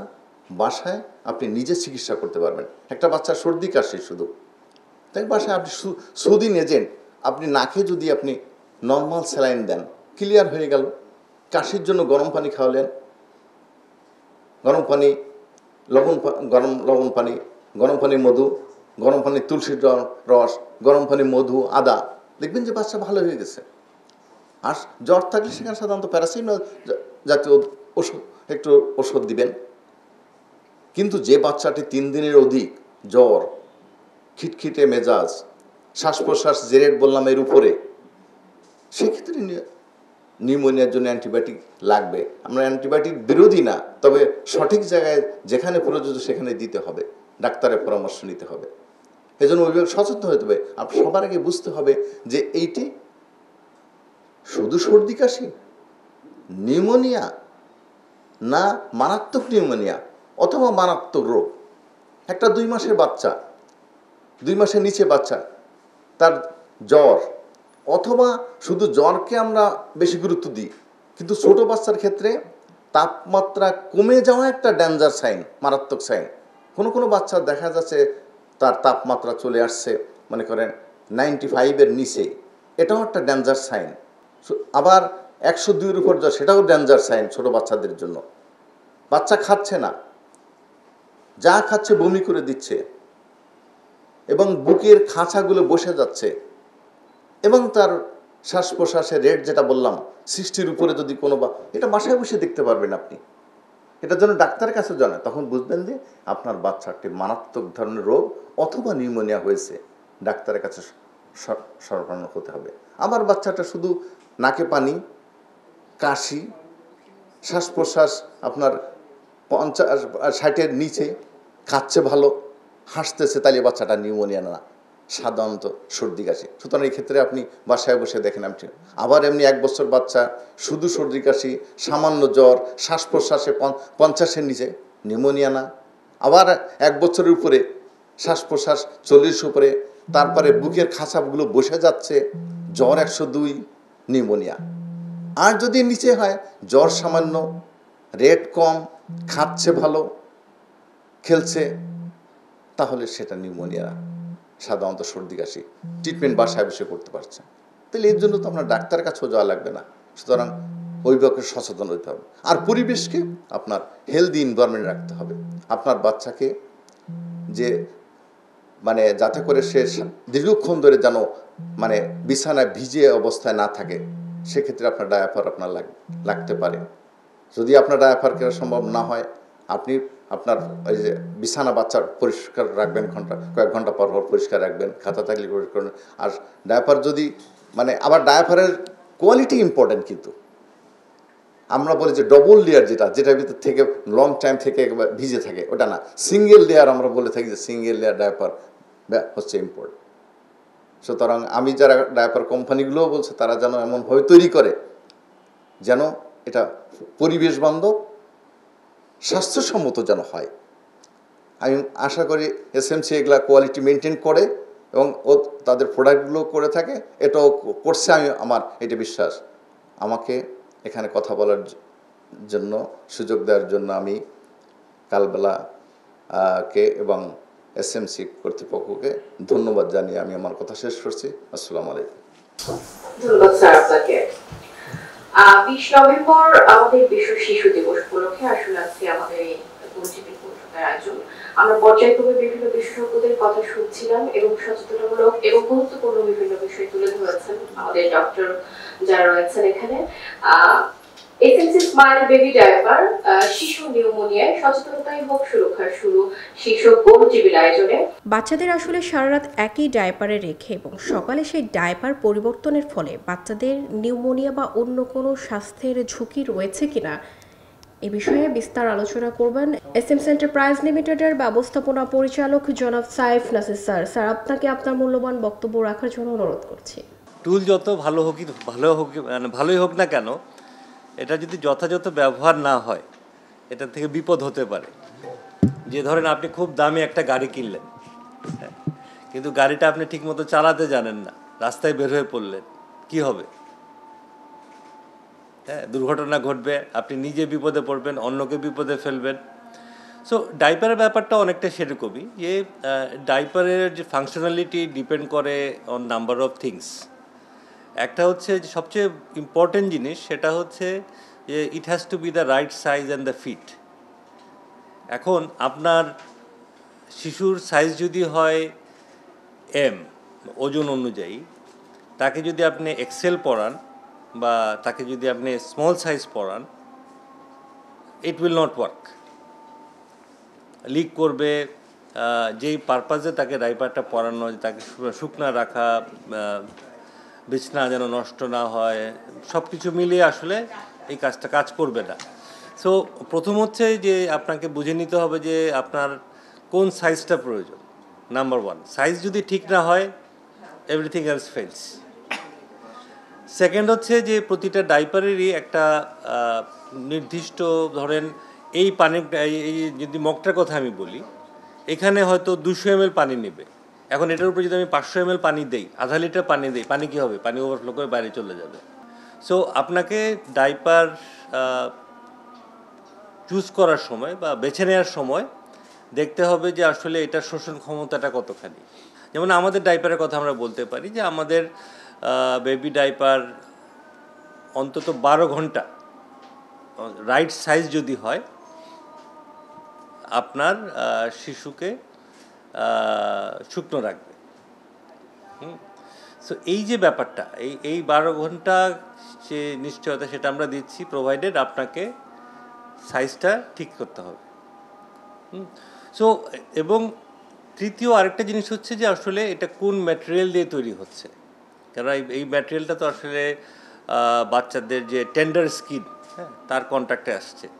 সো এইটা is it safe for the child, তার স্কিনের জন্য এটা নিরাপদ কিনা। সো এসএমসি থেকে আমরা যেটা আপনাদেরকে আশ্বস্ত করতে পারি যে আমাদের প্রতিটা পণ্য, ইনক্লুডিং স্মাইল বেবি ডাইপার, আমরা কাঁচামাল বলেন, প্রসেস বলেন, কমপ্লায়েন্স বলেন, এইখানে কিন্তু আমরা কখনো কম্প্রোমাইজ করি না। এবং that is what made smile what it is today. এবং ভবিষ্যতে আমাদের যে মানে ইনোভেশন পাইপলাইন আছে, we are going to bring in even better products. But এই প্রোডাক্ট যেটা আছে এখন বাজারে যে পণ্যটা পাওয়া যাচ্ছে আমাদের স্মাইল বেবি ডাইপার, এটা শতভাগ নিরাপদ। এবং আপনি যদি সঠিক সাইজটা বেছে নেন, তাহলে আপনার শিশু অন্তত 12 ঘন্টা নিরাপদ, মানে নিশ্চিন্তে ঘুমাতে পারবে রাতের বেলা। এই বলে আমার বক্তব্য শেষ করছি। ধন্যবাদ। ধন্যবাদ স্যার আপনাকে আপনার মূল্যবান বক্তব্য রাখার জন্য। এখন আলোচনা করবেন শিশুদের নিউমোনিয়া সম্পর্কে সঠিক ধারণা প্রচারে গণমাধ্যমের ভূমিকা, ভুল ধারণা সংশোধনে জনসচেতনতা বৃদ্ধি নিয়ে আলোচনা করবেন দৈনিক কালবেলার স্বাস্থ্য বিষয়ক সম্পাদক ও বাংলাদেশ হেলথ রিপোর্টার্স ফোরামের সভাপতি জনাব রাশেদ রাব্বি। রাশেদ রাব্বি, আপনাকে আপনার মূল্যবান বক্তব্য রাখার জন্য অনুরোধ করছি। সবচেয়ে বড় বিষয় হচ্ছে আমাদের আলোচকরা যেটি বলেছেন যে দুইটি সমস্যা থাকে। একটি হচ্ছে যে পরিবার থেকে সঠিকভাবে বিষয়টি বুঝতে না পারা, দ্বিতীয়ত হচ্ছে পাড়ার ওষুধের দোকানে গিয়ে ট্রিটমেন্ট করার চেষ্টা করা, এবং তৃতীয় হচ্ছে যে গাইডলাইন ম্যানেজমেন্টটা ঠিকমতো না মেনে অনেক ক্ষেত্রেই দেখা যায় যে অ্যান্টিবায়োটিক ব্যবহার করা। তো এই ক্ষেত্রে আমার মনে হয় যে গণমাধ্যমের ভূমিকা অনেক বেশি থাকতে পারে, তবে গণমাধ্যমের এই ভূমিকা রাখার জন্য চিকিৎসকদের সহযোগিতাটা এবং সংশ্লিষ্ট যত স্টেক হোল্ডার আছেন তাদের সহযোগিতা একান্ত প্রয়োজন। এরকম আজকে যেমন কালবেলা এবং এসএমসির যৌথ আয়োজনে একটি রাউন্ড টেবিল হচ্ছে, আমার মনে হয় যে আমাদের যারা শিশু বিশেষজ্ঞ আছেন এবং তাদের একাধিক সোসাইটি আছে আমরা যেরকম জানি, এবং প্রত্যেকটা সোসাইটি থেকে যদি উদ্যোগ নেওয়া হয় গণমাধ্যমের কাজ প্রচার করা, কিন্তু বলতে হবে কিন্তু চিকিৎসকদের যারা চিকিৎসা দিয়ে থাকেন, বলতে হবে চিকিৎসা বিজ্ঞানীদের যারা এই ধরনের কাজ নিয়ে গবেষণা করেন। তা আমি মনে করি যে আমাদের এই স্টেক হোল্ডাররা যদি এগিয়ে আসেন তাহলে গণমাধ্যমের এই ক্ষেত্রে কাজ করার সুযোগটা আরও অবারিত হয়, এবং যত বেশি আমরা কাজ করার সুযোগ পাব তত বেশি মানুষকে সচেতন করা সম্ভব হবে। বিশেষ করে আমার ব্যক্তিগত পরিবেশ, শিশুর পারিবারিক পরিবেশ কেমন হবে এই বিষয়টা অনেকে জানে না, যে একটু খোলা হাওয়া বাতাসের ভিতরে যদি বাসায় যদি খোলা হাওয়া আসা যাওয়ার ব্যবস্থা থাকে, যদি রোদ থাকে বাচ্চাটাকে রোদে নেওয়া, এই ছোট ছোট বিষয়গুলো ফলো করলে শিশুদের অনেক ধরনের রোগ থেকে বাঁচানো যায়, যেটি আমাদের সম্মানিত আলোচকরা আলোচনা করেছেন।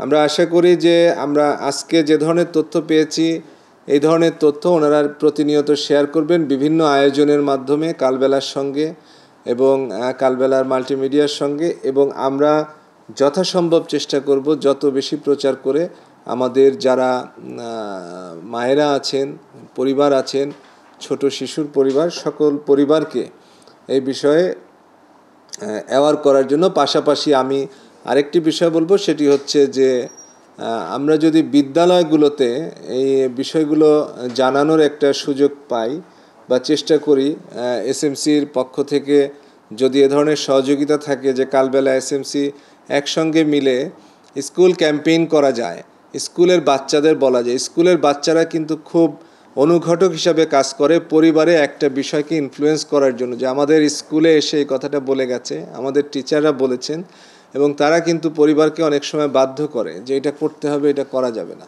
আমরা ওইভাবেও চেষ্টা করতে পারি। ধন্যবাদ। এবার শিশুর নিউমোনিয়ায় হাসপাতালে যত্ন, নার্সিং কেয়ার এবং অভিভাবকদের করণীয় বিষয়ে কথা বলবেন ঢাকা মাতুয়েলের স্বনামধন্য ICMH মিডওয়াইফারি ইনস্টিটিউটের নার্সিং প্রিন্সিপাল মাকসুদা ইয়াসমিন। আপনাকে আপনার বক্তব্য রাখার জন্য অনুরোধ করছি। নিউমোনিয়া আক্রান্ত শিশু হসপিটালের যত্ন সম্পর্কে এবং অভিভাবকদের সচেতনতা সম্পর্কে আমাকে বলতে বলা হয়েছে। আজকে আমাদের বিশেষজ্ঞ চিকিৎসকগণ নিউমোনিয়ার কি, নিউমোনিয়ার লক্ষণ কি এবং কিভাবে ডায়াগনোসিস করা যায় এবং কি ট্রিটমেন্ট প্ল্যান দেওয়া যায় এই নিয়ে আলোচনা করেছেন, এবং এই ট্রিটমেন্ট প্ল্যানটাকে এক্সিকিউট করার দায়িত্ব থাকে একজন নার্সের।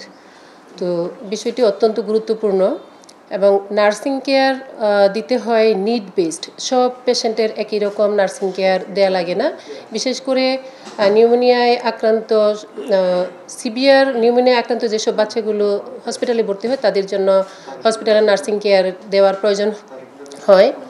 তো নিড বেসড কেয়ার দিতে গেলে আগে অ্যাসেস করতে হবে কার কি যত্নের দরকার। যেমন একটা পেশেন্ট আসলে প্রথমেই আমাকে দেখতে হবে যে তার এয়ারওয়ে ব্লকেজ আছে কিনা, যদি থাকে তাহলে সেটা ক্লিন করতে হবে। অক্সিজেন স্যাচুরেশন দেখতে হবে, যদি অক্সিজেন প্রয়োজন হয় তাহলে অক্সিজেন থেরাপি দিতে হবে, এবং অক্সিজেন সঠিকভাবে দিতে হবে। কোন বাচ্চাকে কতটুকু অক্সিজেন দিতে হবে সেটা ডাক্তারের প্রেসক্রিপশন অনুযায়ী, এবং কোন ডিভাইস দিয়ে দিতে হবে সেটা আমাদেরকে লক্ষ্য রাখতে হবে। এবং যদি বেশি রেসপিরেটরি ডিস্ট্রেস থাকে তখন বাচ্চাকে প্রপার পজিশনে রাখতে হবে।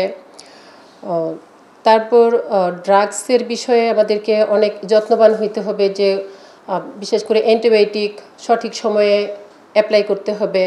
যদি নেবুলাইজেশন দেওয়ার থাকে তাহলে নেবুলাইজেশন এবং অন্যান্য ওষুধ সঠিক সময়ে সঠিক ডোজে দিতে হবে। নিউট্রিশনের ব্যাপারেও আমাদের যথেষ্ট সচেতন হতে হবে যে বাচ্চা প্রপার নিউট্রিশন যেন পায়। আরেকটা জিনিস যেটা বিশেষ করে বেশি দরকার সেটা হলো দেখা যায় যে সিভিয়ার রেসপিরেটরি ডিস্ট্রেসের বাচ্চাগুলো মুখে খাইতে পারে না, সাধারণত তাদেরকে ফ্লুইড দেওয়া হয়। এই ফ্লুইড ব্যালেন্সের মানে ফ্লুইড মেনটেনের দায়িত্ব থাকে একজন নার্সের উপর।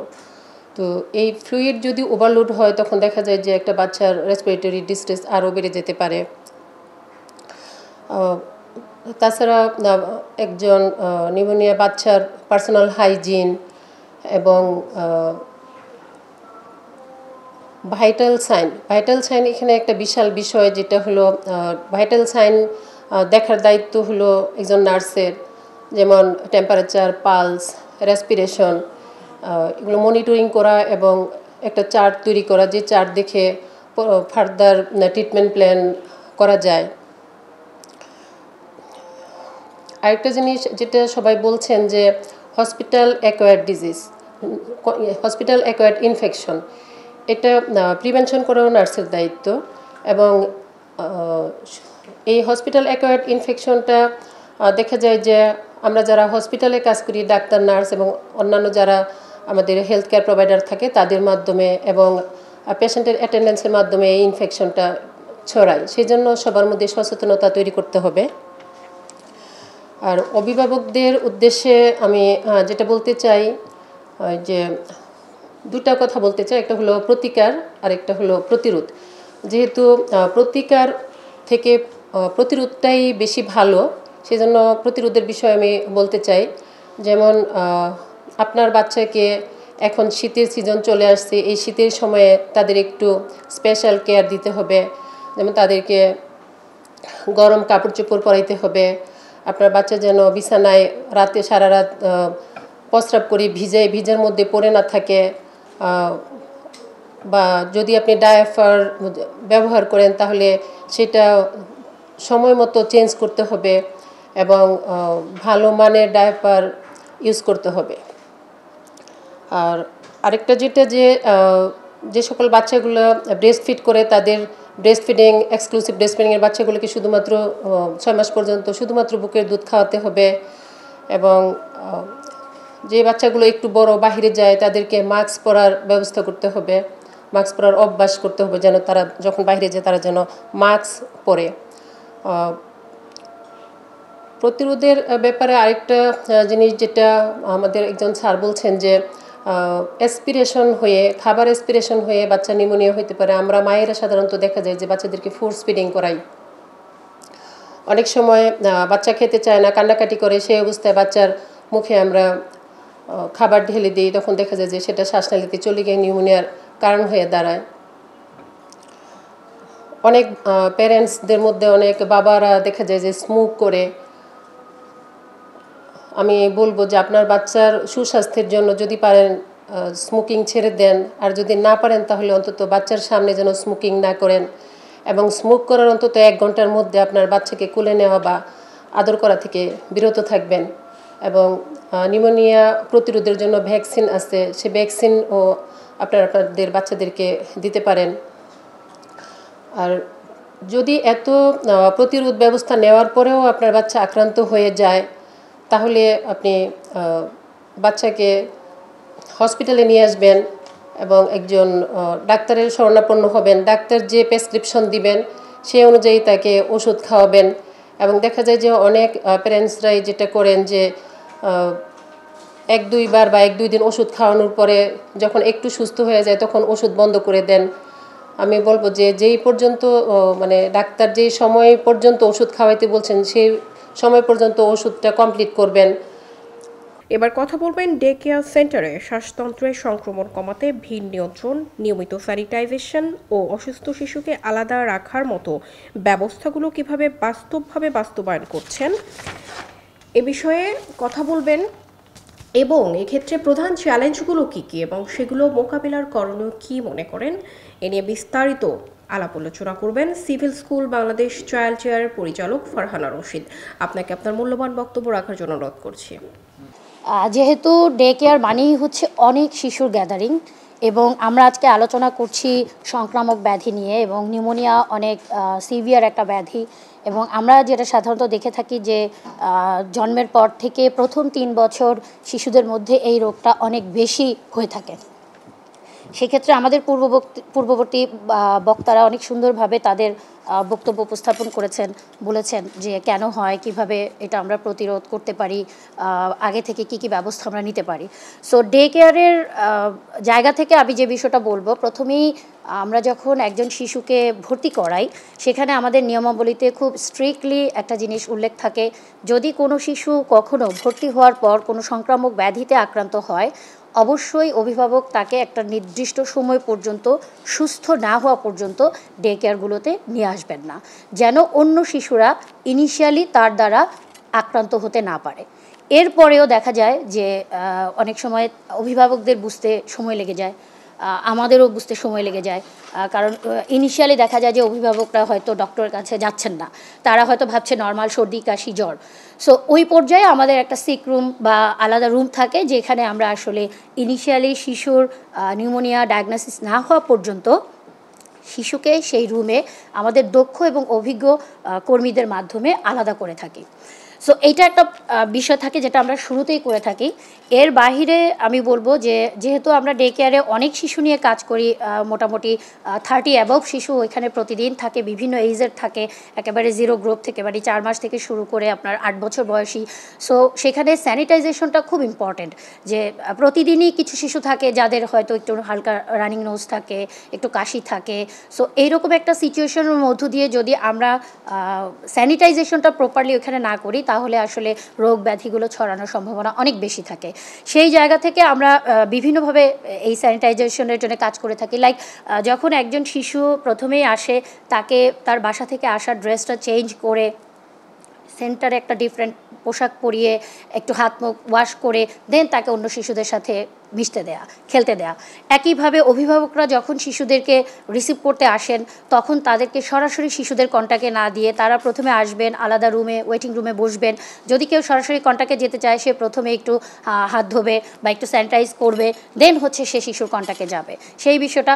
এর পাশাপাশি যারা এখানে কর্মী হিসেবে আছেন তারা সম্পূর্ণ দিনে যতটুকু সময় কাজ করবেন, যে যখন যে দায়িত্বটা পালন করবেন তার আগে অবশ্যই নিজে পরিচ্ছন্ন হয়ে নেবেন। খাবার রেডি করার ক্ষেত্রে বলেন, ডাইনিংয়ে খাওয়ানোর ব্যাপারে বলেন, অথবা হচ্ছে যে একজন শিশু যে হাঁচি দিচ্ছে কাশি দিচ্ছে তার সাথে সে হয়তো একটা সিক রুমে কাজ করছে, সে নিজে যেমন তার সেফটিটা খেয়াল রাখবেন একইভাবে শিশুদের ক্ষেত্রেও সে সচেতন থাকবেন। এর পাশাপাশি অন্যতম ইম্পর্টেন্ট ইস্যুস যেটা, যেহেতু ডে লং শিশুরা একটা এনভায়রনমেন্টের মধ্যে থাকে, এখানে আমাদের ইন্টারনাল যে স্যানিটাইজেশন সেটা খুব ইম্পর্টেন্ট। প্রতিদিন 2 ভাবে মূলত আমরা এই স্যানিটাইজেশনটা করে থাকি। একটা হচ্ছে রেগুলার আমাদের সেন্টারটা ক্লিন করা, আরেকটা হচ্ছে আপনার ডিপলি ক্লিনিং, অর্থাৎ উইকলি সেন্টারের অধিকাংশ জায়গাটাই দেখা যায় যে পাজল ম্যাট দিয়ে ঢাকা থাকে যেন শিশুরা সরাসরি ফ্লোরের কন্ট্যাক্টে যেতে না পারে। যদি যায় অবশ্যই সে সেখানে স্যান্ডেল ইউজ করবে। সো রেগুলার যে ক্লিনিংটা সেটা তো থাকছেই, অ্যান্টিসেপটিক ব্যবহার করে। দেন হচ্ছে ম্যাটগুলো রেগুলারলি ক্লিন করা হচ্ছে। এর বাইরেও উইকলি এই ম্যাটগুলো সব উঠিয়ে আলাদাভাবে ডিটারজেন্ট এবং অ্যান্টিসেপটিকের মাধ্যমে ক্লিন করা হয়। সো এটা হচ্ছে যে যেন ভেতরে কোনোভাবে কোনো জীবাণু সার্বক্ষণিক এই বিষয়টা শিশুদের মধ্যে ছড়াবে সেই জীবাণুটা যেন এখানে স্টে না করে, সেটার জন্য আমাদের স্যানিটাইজেশনের ইস্যুসটা আমরা এইভাবে মেনটেন করে থাকি। এর বাহিরে অসুস্থ শিশুকে আলাদা রাখার ক্ষেত্রে আমি যে বিষয়টা বলবো, আগেও বলেছি যে আলাদা একটা সিক রুম থাকে, সেখানে একজন দক্ষ অভিজ্ঞ কর্মী থাকেন যিনি মূলত নিজের সেফটিটাকে খেয়াল রাখে, দেন হচ্ছে শিশুদেরকে ওখানে সার্ভিস দিয়ে থাকেন, শিশুর সাথে খেলাধুলা বা তার সাথে সময় কাটিয়ে থাকেন। বাট যদি কোনো শিশুর ইমার্জেন্সি কোনো সিচুয়েশন তৈরি হয় তাহলে সেন্টারের যে ডক্টর থাকেন তার সাথে পরামর্শ করে ইমিডিয়েটলি নিকটবর্তী কোনো হসপিটালে তাকে ইমার্জেন্সিতে নিয়ে যাওয়ার দায়িত্বটাও আমরা পালন করে থাকি। আরেকটা বিষয় যেটা আমি বলবো যে আমার কাছ থেকে জানতে চাওয়া হয়েছিল যে চ্যালেঞ্জগুলো কি আমরা এখানে ফেস করি। এই চ্যালেঞ্জ আলোচনার মধ্যে সর্বপ্রথম আমি যেটা বলবো যে আমরা নারীরা কর্মজীবী, আমরা বিভিন্ন জায়গায় কাজ করি, সবাই যে সমান সুযোগ সুবিধা পাই সব জায়গা থেকে বিষয়টা এরকম না। দেখা যায় অনেক সময় আমার শিশু অসুস্থ, তার এই অসুস্থতাটা হয়তো একটু লেন্দি, কিন্তু আমি যে যতদিন সে অসুস্থ থাকবে ততদিন ছুটি নিতে পারবো বিষয়টা এরকম হয় না। সো সেই ক্ষেত্রে ইনিশিয়ালি অনেক সময় গার্ডিয়ানরা বুঝতে পারে না যে তার এই অসুস্থতাটা নিউমোনিয়ার দিকে যাচ্ছে, যদিও সে বুঝতে পারে অনেক সময় তার কিছু আসলে করার থাকে না, সে যখন ছুটি পাচ্ছে না সে হয়তো ওই বিষয়টা আমাদের সাথে সরাসরি ওইভাবে শেয়ার করছে না। সে হয়তো বলছে আপু নর্মালি সর্দি কাশি জ্বর, আপনারা একটু মেডিসিন খাওয়ান, টেক কেয়ার করেন, আশা করি ঠিক হয়ে যাবে। সো আমাদের প্রত্যাশা থাকে যেন গার্ডিয়ানরা যাই হোক না কেন নিজেরা খেয়াল রাখবেন, ডক্টরের সাথে পরামর্শ করবেন এবং প্রপারলি আমাদেরকে ইনফরমেশনটা পাস করবেন যে আসলেও কি তার শিশু কোনো সংক্রামক ব্যাধিতে আক্রান্ত কিনা, যেন আমরাও ভেতরে আমাদের অন্যান্য শিশুদের সেফটিটা মেনটেন করতে পারি তার শিশুকে টেক কেয়ার করার ক্ষেত্রে। এটা যেমন থাকে, আরেকটা বড় চ্যালেঞ্জ থাকে যে শিশু আসলে কখনোই একা থাকতে চায় না। আমি যতই বলি না কেন যে তাকে আমি একটা আলাদা সিক রুমে রাখছি, দক্ষ কর্মী দিয়ে রাখছি, তারা তাকে সময় দিচ্ছে, শিশু তো কখনোই একা থাকতে চায় না। সো শিশুকে আলাদা রাখাটা আসলেও আমাদের জন্য খুব চ্যালেঞ্জিং। সেই ক্ষেত্রে গার্ডিয়ানরা যদি আমাদেরকে একটু কোঅপারেট করে, ইনিশিয়ালি যদি তারা আসলে ডক্টরের পরামর্শটা নেন, নিজেরাও বাসায় একটু টেক কেয়ার করেন যেগুলো আপনারা বলেছেন, সেটা খুব ভালো হয়। আর এই গার্ডিয়ানদের কোঅপারেশনের ক্ষেত্রে একটা বড় বিষয় যেটা এসএমসির চেয়ারম্যান ব্যবস্থাপনা পরিচালক উনিও বলেছেন, আপনারা ডক্টররাও বলেছেন, অনেকেই আলোচনা করেছেন, ডাইপার। এটা মানে খুবই দুঃখজনক যে অনেক সময় আমরা দেখি সারা রাত যে ডাইপারটা ব্যবহার করে সেটা পরেই বাচ্চাটা আবার সেন্টারে চলে আসে এবং এখানে প্রথম তার সারা রাতে ডাইপারটা একজন কর্মী হয়তো চেঞ্জ করে দিচ্ছেন। সো এই ধরনের বিষয়গুলো, এটা যে তার শিশুর জন্যই অনেক বেশি ক্ষতিকর, এটা আসলে তাকে কেই বোঝাবে। সো আজকের এই আলোচনাটা সত্যিকার অর্থে খুবই ভালো একটা আলোচনা যে আমরা যদি আমাদের গার্ডিয়ানদের সচেতন করতে পারি, আমাদের বাচ্চাদের এই ধরনের সংক্রামক ব্যাধিগুলো অনেক বেশি কমে আসবে। সো এটা খুব ইম্পর্টেন্ট আলোচনার পার্ট ছিল, আপনারাও বলেছেন। আর এর বাইরে সর্বোপরি আমি যেটা সবার শেষে বলতে চাই, যখন একজন শিশু দীর্ঘদিন নিউমোনিয়ার মধ্য দিয়ে যায়, আমি একজন মা, আমাকে না জানালেও আমি তাকে দোষ দিতে পারি না, কারণ সে যেহেতু দীর্ঘদিন ছুটি ম্যানেজ করতে পারে না, যেহেতু তাকে কাজ করতে হবে, তাকে ডে কেয়ারে বেবি ড্রপ করতে হবে, ডে কেয়ার কর্তৃপক্ষদেরও কিছু দায় দায়িত্ব থাকে। সো সেই জায়গা থেকে আমরা চেষ্টা করি আমাদেরকে তারা যদি তাদের ডক্টরের প্রেসক্রিপশনটা প্রোভাইড করে, আমরা চেষ্টা করি যেন আমাদের সেন্টারগুলোতে তাদেরকে আমরা নেবুলাইজ করতে পারি। সো ডক্টরের যদি সেরকম কোনো প্রেসক্রিপশন থাকে যেটা সে নেবুলাইজ সাজেস্ট করছে, যেহেতু মা লং টাইম জবে থাকে, বাচ্চা লং টাইম আমাদের কাছে থাকে, আমরা যেন দিনের সময়টাতে একবার দুবার তিনবার যাই থাকুক না কেন প্রেসক্রিপশনে, সেটা আমরা করতে পারি। সেটার জন্য নেবুলাইজ করার ব্যবস্থাটা আমাদের প্রতিষ্ঠানে থাকে এবং আছে সেটা। আর আরেকটা বিষয় আমি যেটা বলবো যে গভর্নমেন্ট 2013 সালে ministry of women's and child affairs যেটা করেছে, একটা কম্প্রিহেন্সিভ পলিসি করেছেন আর্লি চাইল্ডহুড কেয়ার অ্যান্ড ডেভেলপমেন্টের উপরে। যদি আমাদের মতো প্রতিষ্ঠানগুলো যারা এই সেক্টরে কাজ করছেন তারা যদি এই পলিসিটা একটু ভালোভাবে জানে, তাহলেও তারা এই নিউমোনিয়া বা সংক্রামক ব্যাধিগুলো সম্পর্কে খুব ভালোভাবে জানবে এবং করণীয়গুলো কী, এবং তারা সেটা খুব ভালোভাবেই তাদের প্রতিষ্ঠানগুলোতে করতে পারবে। সো আজকের সকল আলোচকদের অনেক ধন্যবাদ, তারা আসলে অত্যন্ত গুরুত্বপূর্ণ একটা বিষয় নিয়ে আলোচনা করেছেন। কারণ আমার 12 বছরের অভিজ্ঞতা বলে যে এখানে শুধু একটা পক্ষকে সচেতন হলেই হবে না, এখানে মেইনলি হচ্ছে অভিভাবকদের সচেতন হতে হবে যেন তারা এই বিষয়টাকে ছোট করে না দেখে, এবং যারা শিশুদেরকে নিয়ে কাজ করে তাদেরকে যেমন সচেতন হতে হবে। আমাদের ডক্টররা, আমাদের সাংবাদিক সমাজ যত বেশি এ ধরনের আয়োজন করবে, আই হোপ যে অভিভাবকরা অনেক বেশি সচেতন হবেন এই বিষয়গুলোতে। সবাইকে অসংখ্য ধন্যবাদ, কালবেলা এবং এসএমসিকে ধন্যবাদ। এসএমসি স্মাইল ডায়াপার প্রেজেন্স শিশুর নিউমোনিয়া, সচেতনতাই হোক সুরক্ষার শুরু শীর্ষক গোল টেবিল বৈঠকে এতক্ষণ আমরা আলোচনা করছি বিভিন্ন দিক নিয়ে বিষয়ের। এখন আমাদের মধ্যে এসএমসি এন্টারপ্রাইজ লিমিটেডের পক্ষ থেকে বক্তব্য রাখবেন Najjar Chowdhury, brand manager, smile baby diaper, SMC enterprise limited. আপনাদের এই বক্তব্যগুলো আমরা যথাযথভাবে চেষ্টা করব যত মানুষের কাছে পৌঁছানো যায়, এবং এই নিউমোনিয়া সম্পর্কে এই সচেতনতা যতটুকু পারি আমরা বৃদ্ধি করার চেষ্টা করব, প্রিকশন নেওয়ার চেষ্টা করব। বাবা মা যেন তাদের বাচ্চাদের এই নিউমোনিয়া থেকে দূরে রাখার জন্য যতটুকু প্রিকশন নিতে পারে, আপনাদের এই আলোচনাগুলো পৌঁছানোর চেষ্টা করব সবার কাছে। তো ভয়াবহ বিষয় হলো প্রতি বছর 24,000 শিশু মারা যাচ্ছে আমাদের এই নিউমোনিয়ার কারণে। তো অ্যাজ এ ব্র্যান্ড আমরা স্মাইল বেবি ডায়াপার আসলে যে প্রমিসটা করে থাকি আমাদের ভোক্তাদের কাছে, যে প্রত্যেকটা শিশুর হাসি আসলে আমাদের কাছে অনেক দামি। তো তাদের এই হাসিটা তাদের মুখে যেন সবসময় থাকে, এবং তারা যেন কখনোই কোনো প্রকার নিউমোনিয়াজনিত সমস্যা কিংবা শীতের সময় অন্যান্য যে ঠান্ডাজনিত সমস্যাগুলো হয় এগুলোতে খুব বেশি সাফার না করে, তাদের পাশে থাকবো সবসময়। আর সত্যি কথা বলতে এসএমসির যে মূল প্রমিস, সবসময় মা ও শিশুদের স্বাস্থ্য নিয়ে কাজ করা, এবং আপনারা জানেন স্বাধীনতা পরবর্তী সময় 50 বছর আগে যখন আমাদের দেশে শিশু মৃত্যু হার অনেক বেশি বেড়ে গিয়েছিল, এসএমসির একটিমাত্র প্রোডাক্ট আমাদের এসএমসির ওরসালাইন আসলে এগিয়ে আসে এবং এই শিশু মৃত্যু হারটা কমাতে অনেক সাহায্য করে। সেই মূল নীতি থেকেই কিংবা সেই প্রমিসটা থেকেই আমরা এখন পর্যন্ত কাজ করে যাচ্ছি এবং এটারই একটা বলতে পারেন যে কন্টিনিউয়েশন হলো স্মাইল বেবি ডাইপার, যে আমরা যেমন ঠিক সেই সময় শিশু মৃত্যু হারটাকে কমাতে ওই সময় যে পদক্ষেপটা নিয়েছিলাম, ঠিক এরকমই এখনকার সময় এই স্মাইল বেবি ডাইপারও ওই ধরনের কোনো একটা কন্ট্রিবিউশন রাখতে পারবে সোসাইটিতে এই নিউমোনিয়ার যে শিশু মৃত্যু হারটা কমানোর জন্য।